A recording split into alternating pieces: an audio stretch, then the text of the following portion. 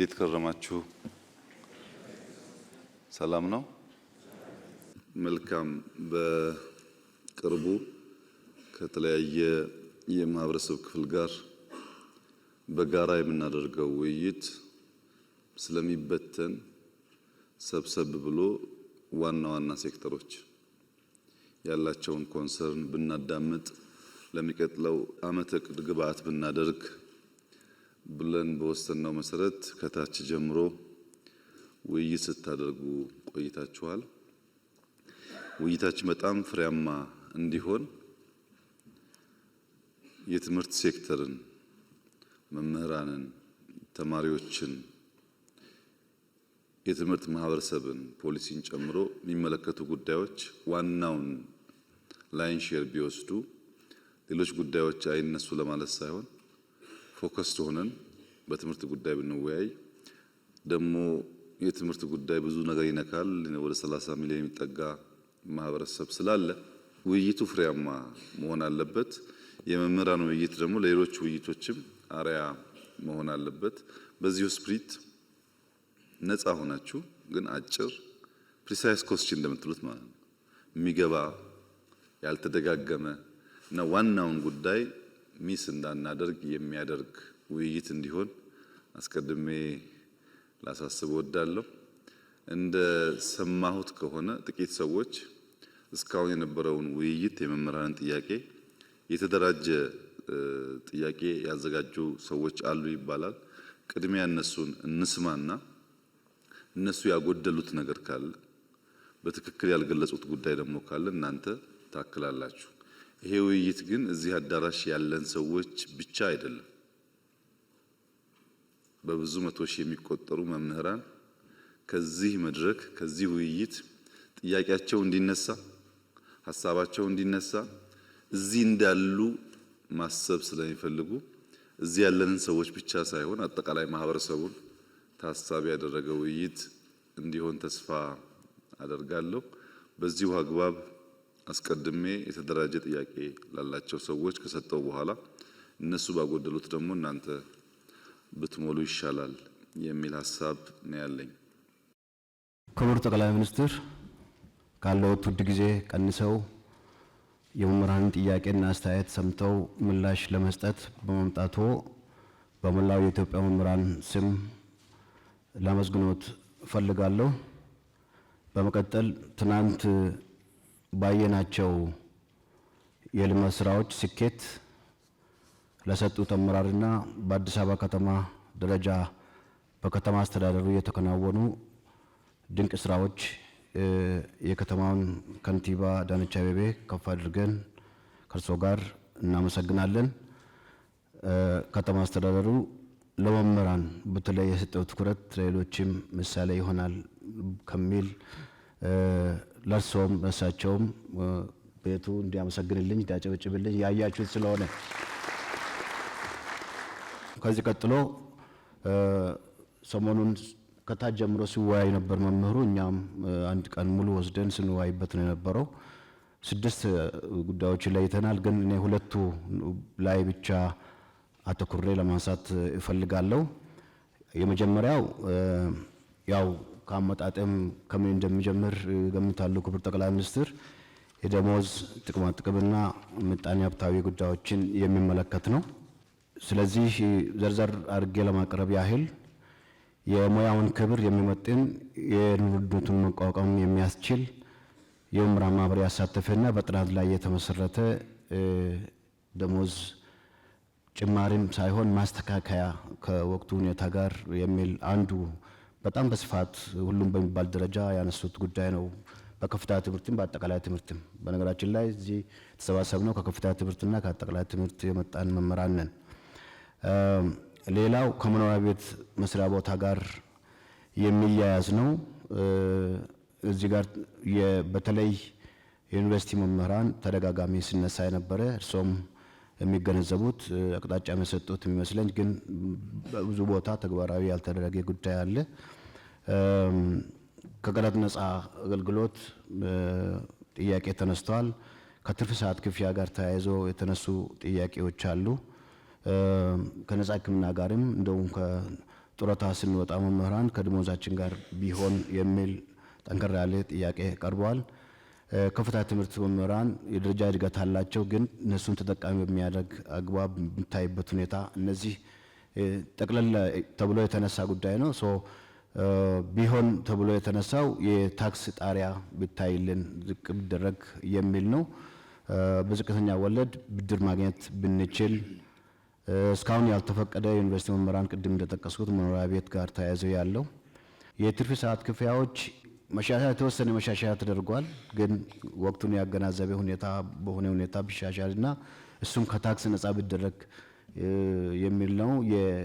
የቤት አበል ድጎማ ነው የሚከፈለው፣ ሙሉ የቤት ክፍያ አይደለም።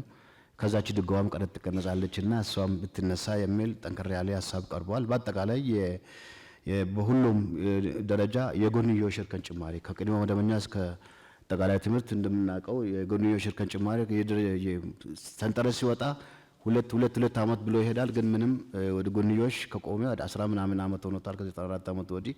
እሱም ጠንከር ያለ ጥያቄ አለ። ምክንያቱም ሁሉንም አንድ ቦታ ጠቅልሎ ያስቀመጠ አገልግሎት መሰረት ያደረገ አሰራር ውስጥ ነው ያለ ነውና ማለት ነው። የመምህራን ማትጊያ ስርዓት ፓኬጅ እንዲዘጋጅ በጥናት ላይ የተመሰረተ ለማለት ያህል ነው። ሴክተራችን ብዙ ጊዜ ከሲቪል ሰርቪስ መመሪያ ጋር አዋጆች፣ ደንቦች ጋር ስለሚታይ የሚመጡ ጥያቄዎችን መመለስ አልተቻለም። የመምህርነትን ሙያ ልዩ ባህሪ እርሶም እንደጠቀሱት ሰፊው ማህበረሰብ ክፍል 1/3ኛውን ነው የሚይዘው የትምህርት ሴክተሩ። ያን ያገናዘበ የራሱ ከሲቪል ሰርቪስ ኮሚሽን ወጥቶ የራሱ የመምህራን ኮሚሽን ቲቸር ሰርቪስ ኮሚሽን እንዲቋቋም ይሄ እንደዚህ ዓመት ሆኖታል ጥያቄው ቀረበውና እሱ ቢታይልን ነው አንዱ። ሌላው በዚህ ስር ያነሳ ነው የመምህራን ልጆች ከትምህርት ቤት ክፍያ ነፃ የሚለው ነው። አንድ ሰው ሰርቪስ ከሚሰጥበት ተቋም ለሰርቪስ ክፍያ ማድረግ የለበትም። ስለዚህ ከመደበኛ ጀምሮ እስከ ዩኒቨርሲቲ ድረስ የመምህራን ልጆች ከትምህርት ቤት ክፍያ ወይም ከኮስት ሼሪንግ ነፃ የሚሆኑበት ሁኔታ ቢታይልን የሚል በጣም በስፋት ተነስተዋል። ሁለተኛ የማነሳው ከትምህርት ግብዓትና መሰረተ ልማት ጉዳዮች ጋር የተያያዘውን ነው። የትምህርት ግብዓትና መሰረተ ልማት እንደሚታወቀው እኛ የትምህርት መርጃ መሳሪያ ብለን የምናነሳቸው ለትምህርት ጥራት መሻሻል ከፍተኛ ሚና ይጫወታሉ። ስለዚህ ከፍተኛ ትኩረት ይሻል። ሁላችንም እንደምናውቀው በእርሶ አነሳሽነት የትምህርት ለትውልድ ንቅናቄን መሰረት አድርጎ ከፍተኛ በቢሊዮን የሚቆጠር ንቅናቄ ተደርጓል። ይሄ የተጀመረው ጥሩ ጅምር ከማዕከል ጀምሮ እስከ ትምህርት ቤት በተጠናከረ ባልተቆራረጠ ሁኔታ እንዲቀጥል በእኛም በኩል የጎ ፐብሊክ ፈንድ ኤጁኬሽን የሚል ካምፔን ዓለም አቀፍ ካምፔን አለ። እሱን ጎን ለጎን እያስከነው ነው። ይሄ ተጠናክሮ እንዲቀጥል ለማንሳት ነው። የትምህርት ግብዓት ሲሟላ የአካል ጉዳተኞች ያው በጣም ትኩረት አለ። ሞዴል የሆኑ ትምህርት ቤቶች ተገንብተዋል። በተለይ አዲስ አበባ ላይ በቅርቡ ሲመረቅ አይተናል። ባለፈው እርሶም የመረቁት እና የብሬል እነሱን ታሳቢ ያደረገ ግንባታዎች አሁንም መሻሻያዎች ቢኖሩም ክፍተቶች አሉ። የምልክት ቋንቋ እነዚህን ከግንዛቤ ያስገባ እሱም ቢታይ ግብዓት ከማሟላት አኳያ ለማለት ነው። ከአትራፊ ድርጅቶች እና ኢንቨስተሮች በብዙ ሀገሮች እንደተለመደው ለትምህርት ፈንድ ያደርጋሉ፣ ይሰጣሉ። ኢንቨስተሮች እዚህ ሀገር ለትምህርት መክፈል አለባቸው። ታክስ ሊሆን ይችላል። የሆነ መመሪያ ጠንከር ያለ ነገር ቢወጣ ፍላጎት አለን። ምክንያቱም ፋይናንስ በጨመረ ቁጥር ጥራትን ለማሻሻል በጣም ጠቃሚ መሆኑን ሁሉም ስለሚገነዘብ ማለት ነው። ዘርፉን በቴክኖሎጂ መደገፍ ያው ጊዜው በጣም ቴክኖሎጂ ጋር ታይቷል። ትናንትም ጎብኝተናል የአንድ መሶብ አገልግሎት። እዛ ላይ አንድ ጥሩ ነገር ያየነው የቴክኖሎጂ ኮምፒውተር መክፈት የማይችሉ ታላላቅ ሰዎች በእድሜ የገፉ ሊኖሩ ይችላሉ። እነሱም ጭምር ለማስተናገድ ስርዓት የዘረጋ ነው። በነገራችን ላይ እሱ ጥሩ ነው። ግን ደግሞ ወደፊት እና አሁን ቴክኖሎጂ በጣም አስፈላጊ የሆነ የመጣ ስለሆነ መሰረተ ልማቱ ዝርጋታ በጣም ያስፈልጋል። መብራት በተለያዩ ገጠሪቱ አካባቢዎች ያው ህዳሴ ግድብ መብራት እየመጣ ነው። ሁሉም እያንዳንዱ ቤት ይገባል ብለን እናስባለን። ግን ደግሞ ዛሬ እንፈልጋለን ተማሪዎች በዛ እንዲያጠኑ፣ መምህራን አክሰሲብል እንዲሆን ኮምፒውተሮች፣ ታብሌቶች፣ ኢንተርኔት እነዚህ አክሰሰሪዎች ሁሉ በደንብ በትኩረት እንዲታይ ነው የተሰራ መሆኑን እንገነዘባለን። ግን በጣም አሁንም ትኩረት ይሻል። በመጨረሻ በዚህ ዘርፍ ማነሳው ከትምህርት ቤቶችም ግንባታና ማስፋፋት ጋር በተያያዘ ነው። የትምህርት እድገትና ልማት ወሳኝነትን የሚመጥን በጀት እንዲመደብ ነው የምንፈልገው። በቀዳሚ እመቤት የተገነቡ 30 ሁለተኛ ደረጃ ትምህርት ቤቶች ቀላል አይደሉም። 30 ሺህ የመጀመሪያ ቅድመ መደበኛ ትምህርት ቤቶች ግንባታ፣ የአንደኛ ደረጃ እና ቅድመ መደበኛ ተማሪዎች ምገባ በጣም የሚያበረታቱ ጥሩ ነገሮች አሉ። እሱ እንዳለ ሆኖ አሁንም ግን በተለይ በገጠር አካባቢ የእንስሳትን ከብቶች ተከትሎ የሚሄዱ ህጻናት አሉ። እነሱን ተደራሽ የሚያደርግ የትምህርት አቅርቦት አሁንም ትኩረት ተደርጎ ቢሰራበት ለማለት ፈልጋለሁ። ስለተሰጠኝ እድል ከልብ አመሰግናለሁ። ክቡር ጠቅላይ ሚኒስትር ሊያወያዩን ስለወደዱ ትውልድ ለመቅረጽ በሚወጡ በሚወርዱ መምህራን መላ መምህራን ስም ላመሰግኖ እወዳለሁ። ምስጋና ብታቀርቡልኝ ደስ ይለኛል። የምንወያየው በአንድ በኩል የጠፋን ስልጣኔና ትውልድ ያስገኛልና ተግታችሁ ተማሩ፣ በሌላ በኩል ደግሞ ስጡኝና የሀገራችንን ገጽታ በአንድ ምዕተ ዓመት ልለውጠው ስለተባለለት ትምህርት ነው። ስለዚህ ታላቅ ጉዳይ ያሉኝን ሀሳቦች በሁለት አንኳር ነጥቦች ላይ ተመርኩሼ ለማቅረብ እወዳለሁ። እንግዲህ የሙያ ከበረ የሚባለው በብዙ መንገድ ቢሆንም ቅሉ አንደኛው እና ዋነኛው ግን የሙያውን ፋይዳ በሚመጥን አግባብ በሀገር ደረጃ በደማቅ ሁኔታ ማክበር ነው። እንግዲህ መምህርነት ሁሉንም ሙያዎች የሚወልድ ከሆነ የሁሉም ሙያዎች አባት ከሆነ ከሁሉም ሙያዎች በላይ ደምቆ ክብር ሊያገኝ ይገባዋል ብለን እናምናለን። ሌሎችም ሙያዎች ክብር ማግኘት እንዳለባቸው ብናውቅም ቅሉ ስለዚህ ይህን በሀገር ደረጃ በብሔራዊ ደረጃ ከፍሎ የሚከበር ደማቅ ቀን ቢኖረው የሚል ነው። ወደ ሁለተኛው አንኳር ነጥቤ ሲሄድ የዋጋ ግሽበትንና የኑሮ ውድነትን ይመለከታል። እንግዲህ የዋጋ ግሽበትና የኑሮ ውድነቱ በአጠቃላይ የመንግስት ሰራተኛውን በአመዛኙ መምህራንን እጅግ በጣም እያንገላታ እንዳለ የአደባባይ ሀቅ ነው። ስለዚህ እዚህም ጋር ትኩረት ተሰጥቶ እንዲሰራ መምህራን እንፈልጋለን ማለት ነው። እዚሁ ጉዳይ ላይ ሳልወጣ የስራ ዕድል ፈጠራን የሚመለከት ነጥብም ልጨምር። እንግዲህ መምህራን ከታች ጀምረን የምናስተምራቸው ተማሪዎቻችን የስራ ዕድል እንዲያገኙ እንፈልጋለን። ሶስቱን የስራ ዕድል ለመፍጠር ደግሞ በተለይ የስራ ባህልን ለማሻሻልና በፕሮጀክቶች አፈጻጸም ላይ እየተደረገ ያለውን ጥረት ከፍ ለማድረግ የስራ ባህል ለውጥ እንቅስቃሴ ሀገራዊ ጉዳይ ማድረግ ተገቢ እንደሆነ እናምናለን። በዚህም ስራ ላይ መምህራን ሚናቸው ከፍተኛ ስለሆነ ታምኖ የስራው አካል እንዲሆኑ በተለይ የስነ ጽሕፈቱ አካል እንዲሆኑ ቢደረግ ለማለት ነው። በሌላ በኩል ፍትሃዊ የሀብት ክፍፍልን ማጠናከር አማራጭ የሌለው መፍትሄ እንደሆነም እናምናለን። ስለዚህ በሀገር ደረጃ ፍትሃዊ የሀብት ክፍፍል እንዲኖር በዛ የሀብት ክፍፍል ሂደትም መምህራን በስራቸው ልክ በተሰጣቸው ተልዕኮ ልክ እና በሚወጡት ኃላፊነት ልክ የሀብት ክፍፍሉ ተጠቃሚ እንዲሆኑ ማድረግ ቢቻል ነው። እዚሁ ጋር ሌላኛው ጉዳይ የጦርነት አዙሪትን በተመለከተ ነው። እንግዲህ ሀገራችን ኢትዮጵያ ከጦርነት አዙሪት እንድትወጣ ፍላጎቶችን ወይም ጥያቄዎችን በሰለጠነ መንገድ በፖለቲካዊ ውይይትና ድርድር መፍታት እንዳለብን ተደጋጋሚ ጥያቄዎች ይነሳሉ፣ እንሰማለን።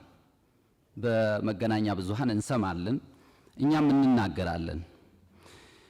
ነገር ግን ጦርነቱ ላይ እንደ ጨከነው ሁሉ የትኛውም ወገን ጦርነት ላይ የገባ የትኛውም ወገን ጦርነቱ ላይ የጨከነውን ያህል ሰላሙ ላይ መጨከን አለበት። ጦርነቱ ላይ የጨከነውን ያህል ብቻ ሳይሆን ጦርነቱን ምንድነው ለማካሄድ ከጨከነበት በላይ ለሰላም መጨከን አለበት ብለን እናስባለን እኛ መምህራን። እና የሀገራችን ሰዎች ቀደምቶቹ እንዲህ ይላሉ አሉ፣ ህዝብንና ሀገርን የትኛውም እብሪተኛ እንዳያጠቃ ብትሽቱ ጥርሳችሁን ነክሳችሁ ችላችሁ የእርቅንና የመዋሃድን መንገድ ምረጡ ነው። ስለዚህ መምህራንን ያሳተፈ የእውነት ሀገራችን ሰላም ስለሚያስፈልጋት፣ ህዝባችን ሰላም ስለሚያስፈልገው፣ ሀገራችን ልማት ስለሚያስፈልጋት፣ ህዝባችን ሰላም ስለሚያስፈልገው የእውነት ከልብ ወደን ለመምህራን ተልኮውን የሰጠንለት ያኔ እኔ ሁሉ ነገር ሰላም ሆኗል ብዬ አስባለሁ። ግን አሁን የምንዋረደው ባስተማርናቸው ልጆቻችን ነው። ስለዚህ ይህንን እውነት ነው በአንድ ቀን ለመቀበል ሊቸግር ይችላል። ነገር ግን ይህንን ከመሞከር ወደ ኋላ ባንል የሚል ነው። በሌላ በኩል የወል ትርክትን በተመለከተ ነው ላነሳ የወደድኩት ነጥብ። እንግዲህ መምህራኑ እዚህ ያሉት እንደሚያስተምሩት የሀገር ታሪክ ስልጣኔንና ዝማኔን የሀያልነትም መሰረት ነው ብለው ያስተምሩናል መምህራን። ታሪክን ማወቅ የዓለምን ህዝብ አነዋወር ከየት ወደ የት እንደሆነ ለመገንዘብ ስለሚረዳ ነው። በሌላ በኩል ክፉውን ላለመድገም በጎውን ደግሞ በእጅጉ ለመደጋገም ነው ታሪክን የምንማረው። እርስዎ አፍ ላይ አይጠፋም፣ ይሄ በተደጋጋሚ ነው የምንሰማው። ግን አዳምጠነዋል ወይ የሚለው እኔንም ትንሽ ይፈትነኛል። እውነት ለመናገር ማዳመጥ ይኖርብናል፣ መደማመጥ ይኖርብናል። ስለዚህ ዜጎች ስራ ስራ ስራ፣ ኢንቨስትመንት ኢንቨስትመንት ኢንቨስትመንት፣ ትምህርት ትምህርት ትምህርት ትምህርት እንዲሉ የሚያስችል መሆን አለበት። ያ የወል ትርክት ሀገራቸውን የሚያፈቅሩ ሀገራቸውን የሚወዱ ልክ እርስዎ በተደጋጋሚ እንደሚሉት ለሀገራቸው የሚዋደቁ እርስ በርስ የሚዋደቁ ሳይሆን እርስ በርስ የሚጠፋፉ ሳይሆን እርስ በርስ የሚፈራረጁ ሳይሆን ሀገራቸውን የሚጠብቁ ሀገራቸውን የሚያለቡ አርበኞች እንዲሆኑ ማድረግ የሚችል በሆነ መልኩ መጻፍ ይኖርበታል ማለት ነው። በአመዛኙም ለዚህ መጠፋፋት ለዚህ መገፋፋት ያዳረገን ዘረኝነት፣ ጎሰኝነትና አክራሪነት ስለሆነ ድባቅ በሚመታ መልኩ መጻፍ አለበት። እውነት ነው። ያ ዘረኝነት ዝም ብሎ አልመጣም፣ ተዘርቶ ነው። ያ ጎሰኝነት ዝም ብሎ አልመጣም፣ ተዘርቶ ነው። ያ አክራሪነት ዝም ብሎ አልመጣም፣ ተዘርቶ ነው። ያ ዘር ግን መምከን አለበት። የሚመክነው ደግሞ በዛ ችለን በመናደርገው የወል ትርክት ነው ብለን እኛ መምህራን እናምናለን ማለት ነው። ይህን ካልኩ ዘንዳ እንግዲህ ከአንኳር ጉዳይ ላይ የመጨረሻ ማደርገው ብሔራዊ ጥቅምን ነው። ስለዚህ ብሔራዊ ጥቅምን በተመለከተ የውስጥና የውጭ ዲፕሎማሲን ብሔራዊ ጥቅምን በሚያረጋግጥ አኳኋን የተጀመረውን ስራ በማጠናከር የትውልዱን የባህር በር ጥያቄ የቀጠናውን ዘላቂ ሰላም በሚያስጠብቅ መልኩ መረጃና ማስረጃን መሰረት ባደረገ ዲፕሎማሲ ላይ አተኩሮ መመለስ ቢቻል። በአጠቃላይ መንግስቱ ለመምህራን ለሰጠው ክብር እና የመፍትሄው አካል እንድንሆን ይህን የውይይት ጉባኤ ስለከፈቱልን ከልብ አመሰግናለሁ። ክብረት ይስጥልን። የኢፌዴሪ ጠቅላይ ሚኒስትር ክቡር ዶክተር አብይ አህመድ ከኢትዮጵያ መምህራን ምክክር በኋላ በፌዴራል መንግስት የሚመለሱ ጥያቄዎችን ምላሽ ለመስጠት ከፊታችን ስለተገኙ እናመሰግናለን። እኔም ማነሳቸው ጥያቄዎች በሁለት መሰረታዊ ጉዳይ ነው። አንደኛው ማህበራዊ ጉዳዮች ላይ፣ ሁለተኛ የመልካም አስተዳደር ጉዳዮች ላይ ነው። እነሱን ጥር አድርጌ ለማቅረብ ሞክራለሁ። የተለያዩ ሀገራዊ ፖሊሲዎች ሲቀረጹ የመምህራን ተሳትፎ ማነስ፣ ሰላምና የመምህራን የስራ ቦታ ደህንነት አለመኖር፣ ቀጥሎ በመምህራን ስም የሚቋቋም ባንክና ሆስፒታል አለመኖር፣ የመምህራን ባንክ መቋቋም፣ የግንባታ ድጋፍ መደረግ ቢችል የሚሉ ጥያቄዎች። በሁለተኛ ደረጃ የማነሳው ደግሞ የመልካም አስተዳደርን በተመለከተ በየደረጃው ያለው የመምህራን ማህበር ሚና ከሚሰራው አኳያ የመምህራን ማህበር በየደረጃው በሀገር አቀፍ በዩኒቨርሲቲዎች በኮሌጆች ብሎም በአጠቃላይ ትምህርት ያለው ተሳትፎ እና ኢንጌጅመንት እንዲኖረው ማዕቀፍ በፌዴራል ደረጃ ቢዘረጋና ወደፊትስ ምን ቦታ ይዞ ጥያቄዎች እንደሚመልስ ቢደረግ። ቀጥሎ ያለ መምህራን ፍቃድ ለልዩ ልዩ ልማት ተግባራት መዋጮ ከደሞዝ መቆረጥ። መዋጮዎች ከደሞዝ በሚቆረጡበት ጊዜ መላው የኢትዮጵያ መምህራን ያለውን የሚቆረጠውን የብር መጠን በፍቃደኝነት ላይ የተመሰረተ ቢሆን ይህም በአጥብቆት እንዴት እንደሆነ እንደሚሰራ ከፌዴራል ምላሽ ቢሰጥበት። ሌላው በደሞዝ ማነስና በጥቅማ ጥቅም አለመከበር ምክንያት መምህራን ከስራ ገበታቸው መልቀቅ፣ የደሞዝ ማሻሻያው በሰፊው መምህራን ላይ ያላተኮረ መሆን፣ ጥቅማ ጥቅሞች ሙሉ በሙሉ መምህሩ ላይ ስላልተተገበሩ ቢተገበሩ። የመጨረሻው የሚጠየቁ ጥያቄዎች ወቅታዊ ምላሽ ቢሰጣቸው። ለጥያቄዎች ወቅታዊ ምላሽ አለመሰጠት በመላው ኢትዮጵያ ያሉ መምህራኖች አጭር ምላሽ በማይሰጣቸው ጊዜ የሚሰጡት ቅሬታ በሰፊው ስለሆነ እነዚህ ነገሮች ቢታዩ የሚል ጥያቄዎች አሉ። ከሞላ ጎደል ስለተሰጠኝ እድል አመሰግናለሁ። አመሰግናለሁ። የኔ ጥያቄ መምህራንን የሚመለከት ነው። በአብዛኛው በአሁኑ ሰዓት መምህራን በአግባቡ ኑሮውን ሊመራ የሚችል አስተማማኝ ደሞዝ የላቸውም፣ የመኖሪያ ቤት የላቸውም፣ ሙያቸውም በጣም በርካታው ሰው አያከብረውም። ይህ ሁሉ ነገር ደግሞ ስንመጣ ከሕክምና፣ ከደህንነት፣ ከሞራል፣ ከቴክኖሎጂ አጠቃቀም ከዛ በተጨማሪም ደግሞ መንግስት ያወጣው ያጸደቀው የጄጄ ክፍያ በወቅቱና በሰዓቱ እየተከፈላቸው አይደለምና ይህንን ነገር መንግስት በዘላቂነት ለመፍታት ምን አስቧል? ሁለተኛው ጥያቄ ለትምህርት ቤቶች ከሚመደብ በጀት አንጻር ነው። አሁን ላይ ያለው የትምህርት ቤቶች በጀት በ1996 ዓመተ ምህረት የተጻፈ መመሪያ ነው። ለአንድ ተማሪ 10 ብር ይመደብለታል። በ1996 ዓመተ ምህረት አንድ ደስታ ወረቀት 30 ብር ነበር። አሁን ላይ ደግሞ 1300 ብር ነው። ስለዚህ በጣም በርካታ ትምህርት ቤቶች አስተማማኝ በጀት የላቸው።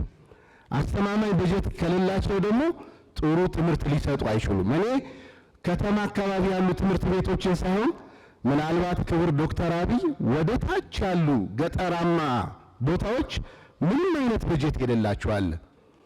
ስለዚህ እነዚህን ትምህርት ቤቶች ከመደገፍ አንጻር መንግስት ምን ያሰበው ነገር አለ?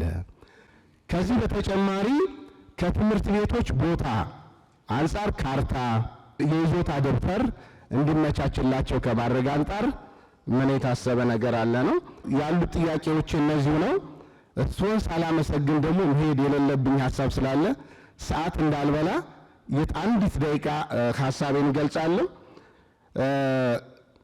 አባይ በተገቢው መንገድ እንዲገደብ፣ የበጋ መስኖ በተገቢው መንገድ ተግባራዊ ተደርጎ ኢትዮጵያ ስንዴ ኤክስፖርት እንድታደርግ፣ የኮሪደር ልማት በተገቢው መንገድ በሀገር ደረጃ እንዲስፋፋ፣ የተለያዩ ኢትዮጵያን አንድ ሊያደርጉና ሊያኮሩ የሚችሉ ጥሩ ጥሩ ስራዎችን በመስራትዎትና ቴክኖሎጂ በተገቢው መንገድ እንዲስፋፋ በማድረግዎት ምናልባት ቤቱ ክብር ቢሰጥልኝ ደስ ይለኛል። አንድ ጊዜ ታንጨበጭብልኝ ማለት ነው።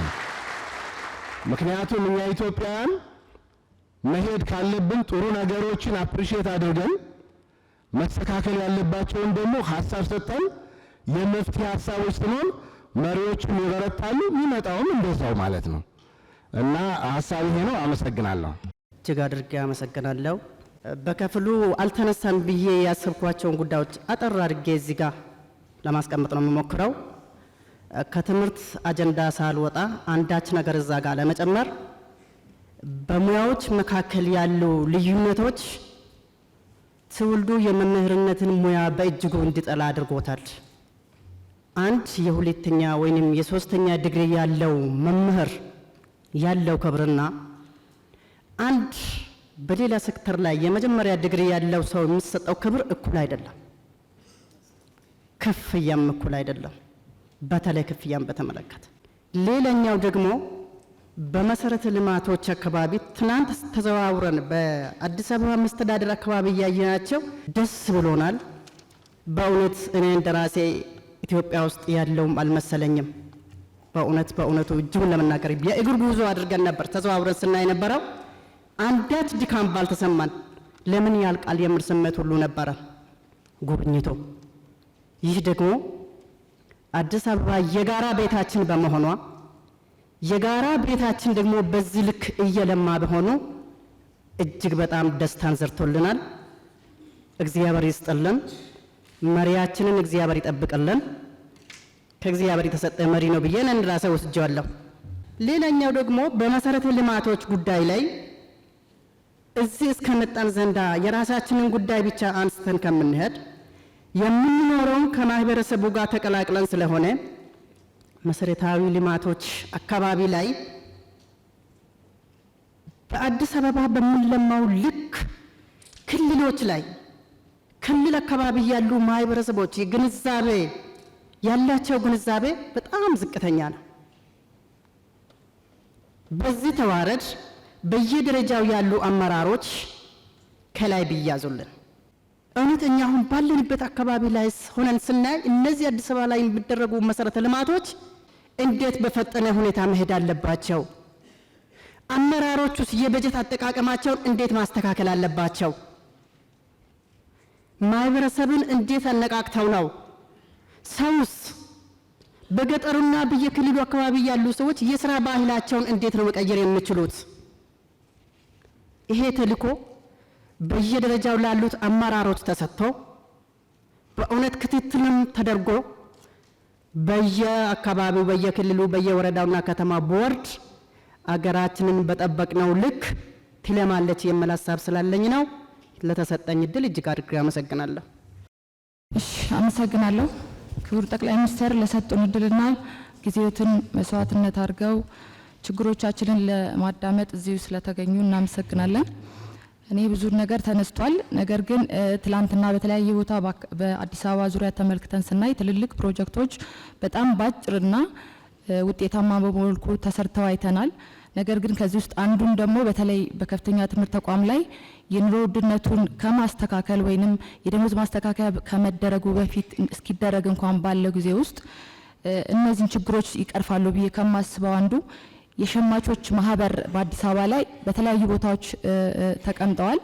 እነዚህ የሸማቾች ማህበር በጣም በዝቅተኛ ዋጋ ኢቭን አርሶ አደሩ አምርቶ በሚያቀርበው ዋጋ ለተጠቃሚው ሲደርስ አይተናልና ይህንን ነገር ምናልባት በከፍተኛ ትምህርት ተቋም ደረጃ ባሉ መምህራኖች የኑሮ ውድነቱን ከመቋቋም ወይም ኢንፍሌሽኑን ከመቆጣጠር አንጻር ወደዛ አቅርቦት ከክልል መንግስታት ጋር በመነጋገር አቅርቦት ማድረግ ይቻል ይሆን ወይ ነው የመጀመሪያ ጥያቄ። የሁለተኛ ጥያቄ ያው መንግስት እንደ መንግስት ትምህርትን ከጥራት ጋር አስተሳስሮ ትልቅ ስራ እየሰራ እንደሆነ ይታወቃል። ከዚህ ጋር ምናልባት ብዙ ጊዜ እንደ ጥቃቅን ተደርገው የሚነሱ ነገር ግን ከበጀት ጋር ተያያዥነት ያላቸው የትምህርት ጥራትን ከሚያስጠብቁ ግብዓቶች ጋር ጥያቄ ይነሳል። በአንድም ቢሆን በሌላ ዩኒቨርሲቲዎች ለትምህርት ሚኒስቴርም በተለያየ አጋጣሚ ይጠይቃሉ።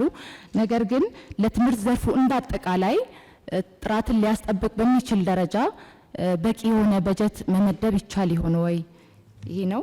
ሌላኛው ከሶስተኛ ደረጃ ምሳሌ ሀገር እንደ ሀገር የያዘችውን ሌጋሲ ከማስጠበቅ አንጻርና ትላንትና ያየናቸውን እጅግ በጣም ሰፊ ፕሮጀክቶችን አልቀው ለልማት እንዲውሉ የተደረጉትን ከክልሎች ጋር በመነጋገር ምክንያቱም ብዙ ጊዜ እኛ ልማቶችን ስናይ ወደ ክልል አካባቢ ሲኬድ ከፌዴራል መንግስት ኃላፊ መጣ ሲባል ከተማው በጣም ያሸበርቃል። የተጀመሩ ስራዎች የኮሪደር ምን በላቸው ሌሎች በጣም ሲሰሩ እናያለን።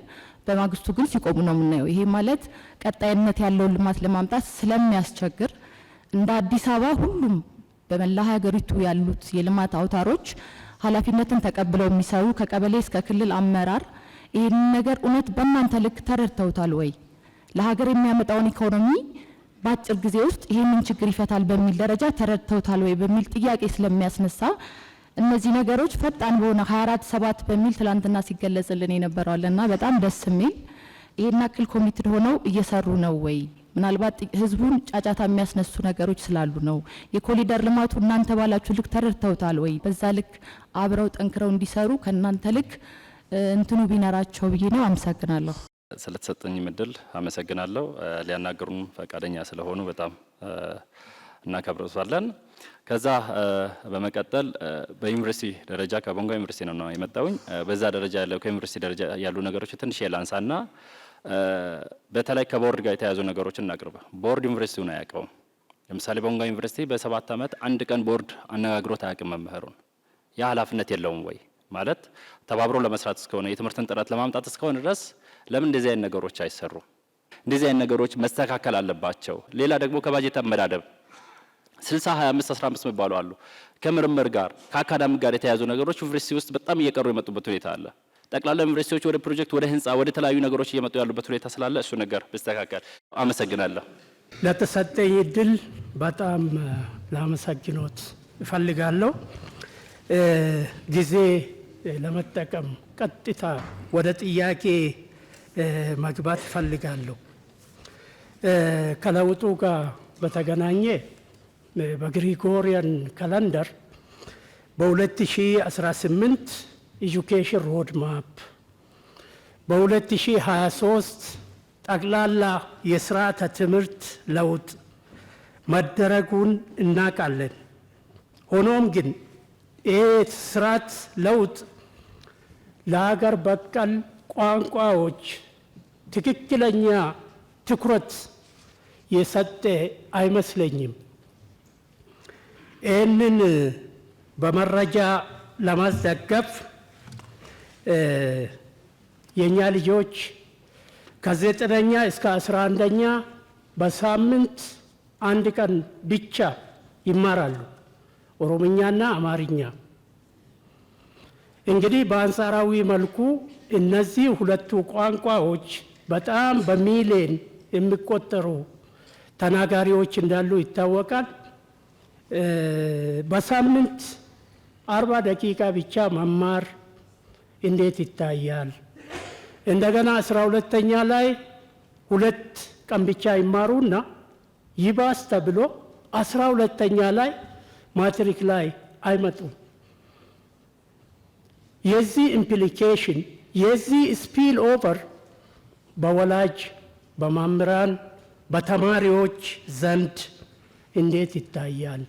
ሁለተኛ ጥያቄ ከለውጡ ጋር በተገናኘ ለሁለተኛ ደረጃ መምህራን ስልጠና የተሰጠው ትኩረት ብዥታን የሚዘራ ነው።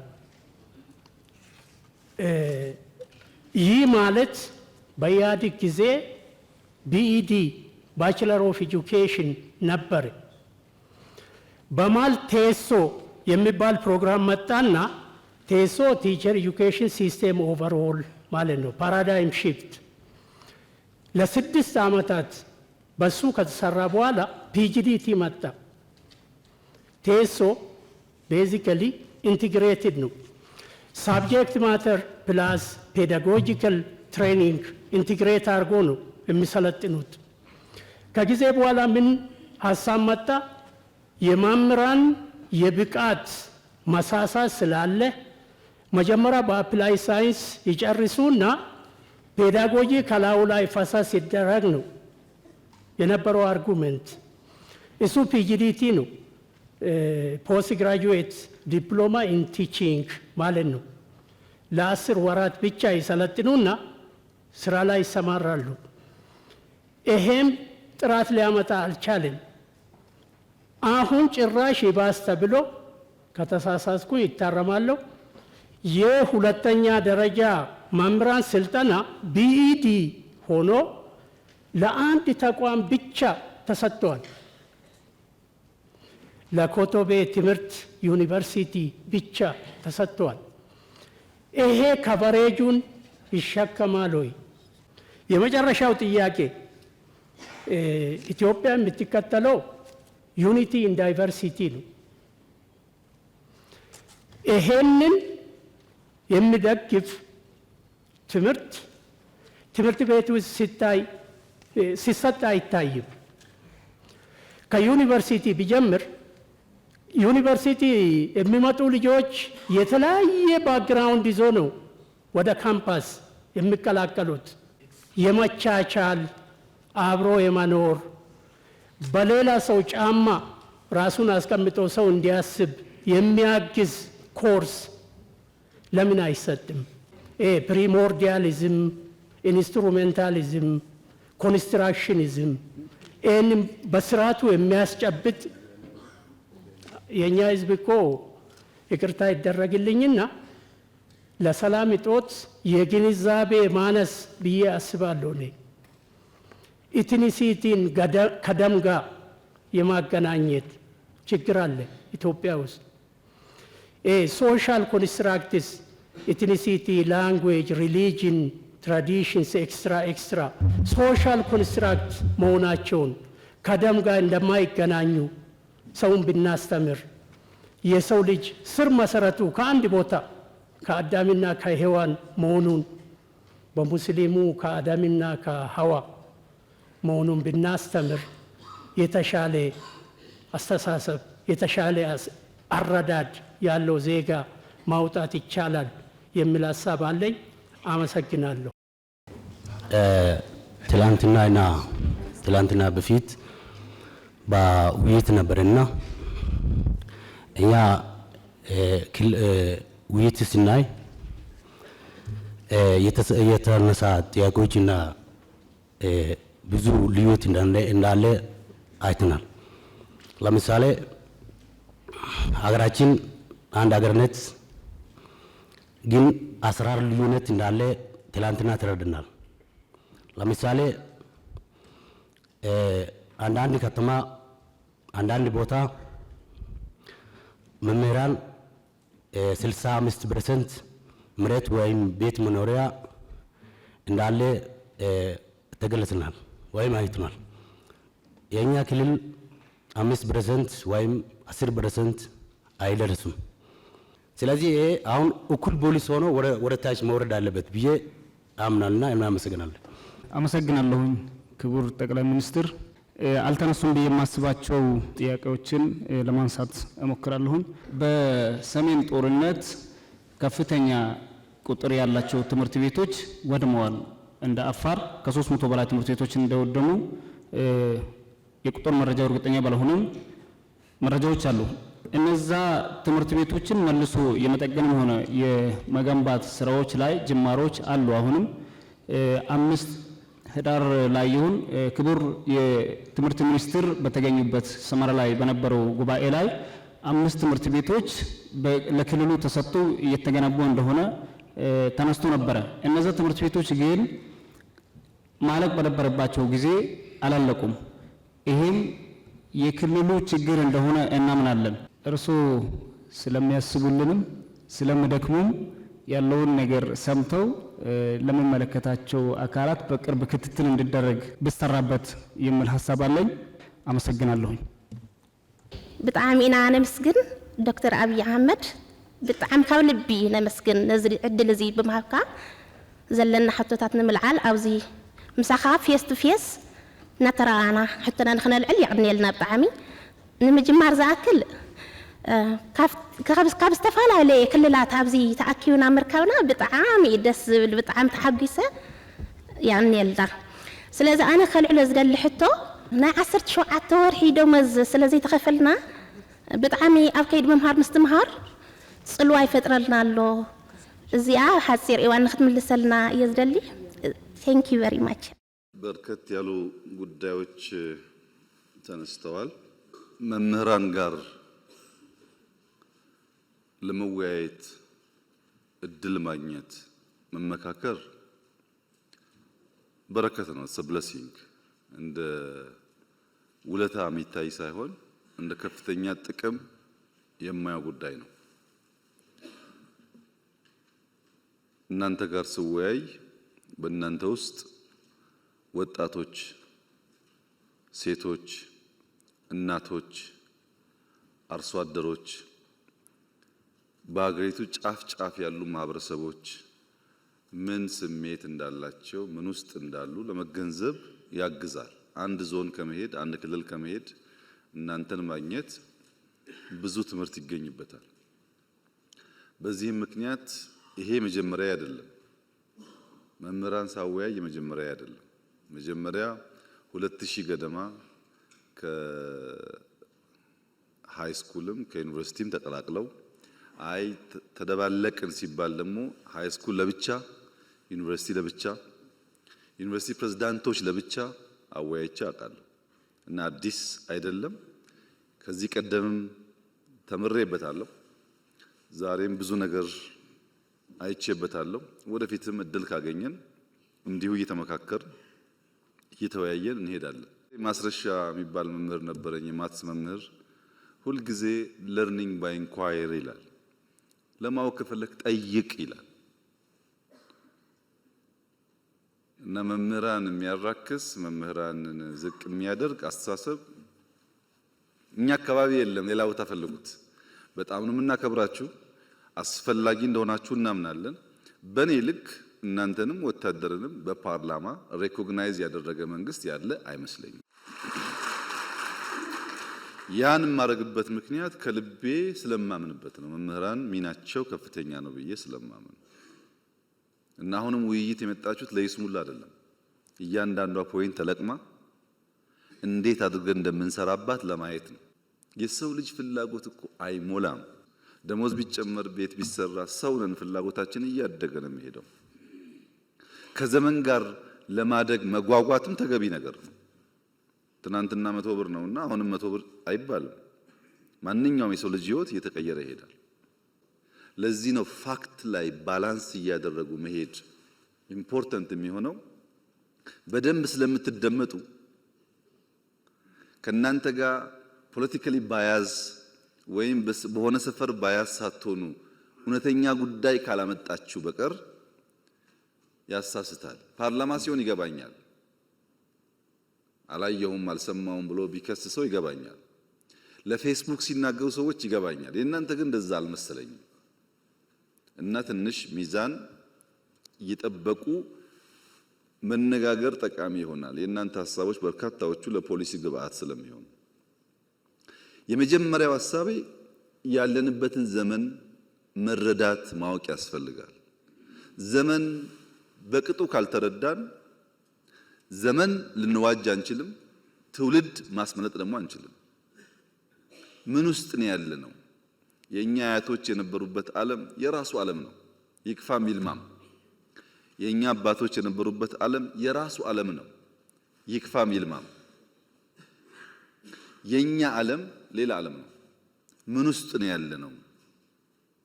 እንዴት እንንቃ? እንዴት እንከተል? ምንድነው ያለው ቻሌንጅ ብለን ካልተገነዘብን እንቸገራለን። እኔ የተማርኩበት ትምህርት ቤት የበሻሻ አንደኛ ደረጃ ትምህርት ቤት የተገነባው በዘማቾች ነው። ዘማች የገነባው ነው። ከዛ ፊት አልነበረም ትምህርት ቤት። አርብ አርብ እንለቀልቃለን፣ ቅዳሜና እሁድ ይደርቃል፣ ሰኞ እንማራለን። ይሄ ነበረኛ ትምህርት ቤት። በእበት እየለቀለቅን እበት አመተን እንለቀልቃለን። አሁን ጥያቄው ሶላር ኢነርጂ የለም ከሆነ፣ አሁን ጥያቄው ኮምፒውተር የለም ከሆነ ፕሮግረስ አለ ማለት ነው። እንኳን ጠየቃችሁ ያንም ማግኘት አለብን። ትክክል ነው። ስናወዳደር ግን በሚዛን ይሁን። አሁን ያለውን ለማሳነስ የሌለ ድሮ አንናገር ነው። የሌለ ድሮ ምን ያደርጋል? ለምንድን ነው ይህን ማነሳው? መምህራን ስለሆናችሁ፣ ሎጂክ ስለሚገባችሁ፣ እውነት ስለሚገባችሁ ነው። በሆነ ጊዜ እውነትና ዕውቀት የነገሱበት ሲዝን ዘመን ነበረ። እውነትና ዕውቀት የነገሱበት ሲዝን ማህበረሰብ ጨክኖ ተሰብስቦ ሰርቶ ሀገር ሰርቷል። ለምሳሌ በሁለተኛ ዓለም ጦርነት ኦስትሪያ ቬና ወይም ዋይን የምትባለው ከተማ ኦልሞስት ፈርሳለች። ኦስትሪያ በጣም ቀዝቃዛ ነው። ይሄ ዊንተር ሲዝኑ በረዶ በጣም ቀዝቃዛ ነው። እንኳን ለስራ ለመራመድም አይሆንም። በቂ ሂተር በሌለበት በቂ ቤት በሌለበት የጨከኑ የዛን ዘመን ሰዎች ቀንና ማታ ሰርተው ያኔ አይደለም ዛሬ የምታስቀና ከተማ ሆናለች ቪየና። ያ ትውልድ ልጅ ይሸከማል፣ ድንጋይ ይሸከማል፣ ሀገር ይሰራል። ያ አባት ሲሰራ ያየ ልጅ እንደ አባቱ ባይሰቃይም በተሻለ ሁኔታ የተሻለ ሀገር ይረከባል። ኦስትሪያ ደግሞ ተውና ኖርዌይ ውሰዱ። ኖርዌይ ከ6 ወር በላይ በነሱ አባባል 9 ወር ሙሉ ጨለማ ነው፣ በረዶ ጨለማ ነው። እኔና እናንተ ብንሄድ ቅዝቃዜውን የአየር ጸባዩን አንችለውም፣ እንደኛ አይደለም። ግን ኖርዌይ ያሸበረቀች ሀገር ሆና መሰራቷ ብቻ ሳይሆን ለሚቀጥለውም ትውልድ የሚበቃ ሀብት አከማችተዋል። ልጆቻችን እንዳይቸገሩ ብሎ አከማችተዋል። እውነትና ዕውቀት የነገሰበት ሲዝን እና ማህበረሰብ በድፍን አውሮፓ ሀገር ገንብተው ለትውልድ ወረት አስቀምጠው አልፈዋል። ኢትዮጵያ ውስጥ እውነትና ዕውቀት መስፈሪያ እንዲሆኑ ትክክል እንዲሆኑ መምህራን ካልሰሩ ማንም ሰው አይሰራም። እውነትና ዕውቀት ደግሞ ፈታኝ ናቸው፣ ዋጋ ያስከፍላሉ። እውነት ዝም ብላ የምትገኝ አይደለችም፣ ታስከፍላለች ዋጋ። ዕውቀት ዝም ብሎ የሚገኝ አይደለም፣ ታውቃላችሁ፣ ብዙ መድከም ይፈልጋል። በቀላሉ ማደግ መለወጥ የሚሹ ሰዎች ዕውቀትና እውነትን ገፍተው የቀለለውን ነገር ይወስዳሉ። የለም የቀለለውና አቋራጩ ጥፋት ያመጣል። ቢከብድም እንኳ ታሪክ መቀየር ያለብን እኛንን ብለን እንድንነሳ የአንበሳውን ድርሻ መውሰድ ያለበት መምህር ነው። መምህር ግን ሲፈጥረው እዚህ ጋር ያለው የተጻፈለት ነገር ትውልድ መስራት፣ መድከም፣ መስጠት ነው። ወታደርም እንደዚሁ ነው። ምንም ደሞዝ ቢከፈል ለመምህር እንዴት ሊበቃ ይችላል? ሊበቃ እኮ አይችልም። ስራችሁ 90% መስጠት ነው። ለመኖር ብትቀበሉ እናንተ የተፈጠራችሁት 90% ለመስጠት ነው። በተለይ እንደ ኢትዮጵያ ያለ ከእውነትና ዕውቀት የራቀ ማህበረሰብ ደግሞ ሲኖር የመምህራን ሚና አብዛኛው መስጠት ነው።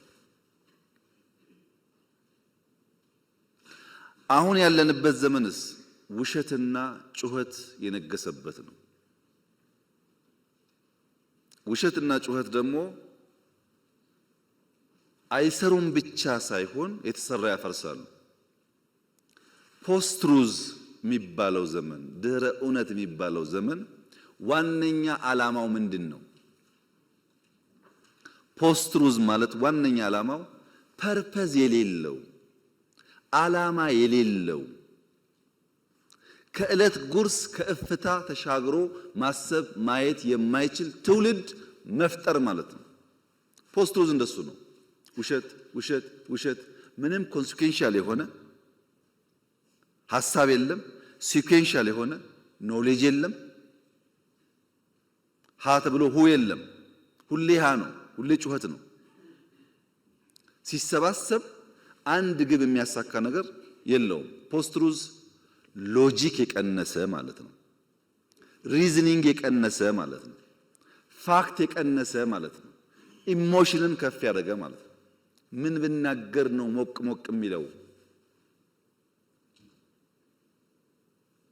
በፖስት ትሩዝ ዓለም ውስጥ ኢሞሽን በገነነበት ፋክት በቀነሰበት ዓለም ውስጥ መምህራን እንኳን የፋክት ጉዳይ የሚገዳቸው ሆኖ ካልቆሙ ነገር ይበላሻል። ዕውቀት ምንድን ነው? ዕውቀት የሚባለው ዳታ ኮሌክሽን የሚባለው ጉዳይ አንደኛው ካለፈው መማር አለብን። ለምሳሌ ፖለቲከኞች ኦኬ ኃይለ ሥላሴ እንዴት ወደቁ?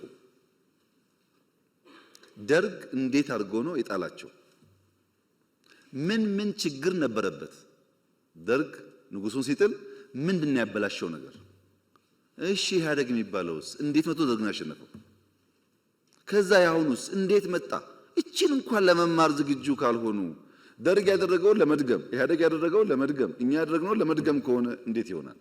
ከታሪክ መማር ማለት ትናንት ያለፈውን ነገር በወጉ ባያስ ሳይሆኑ ጀጅመንታል ሳይሆኑ መፈተሽ ማለት ነው።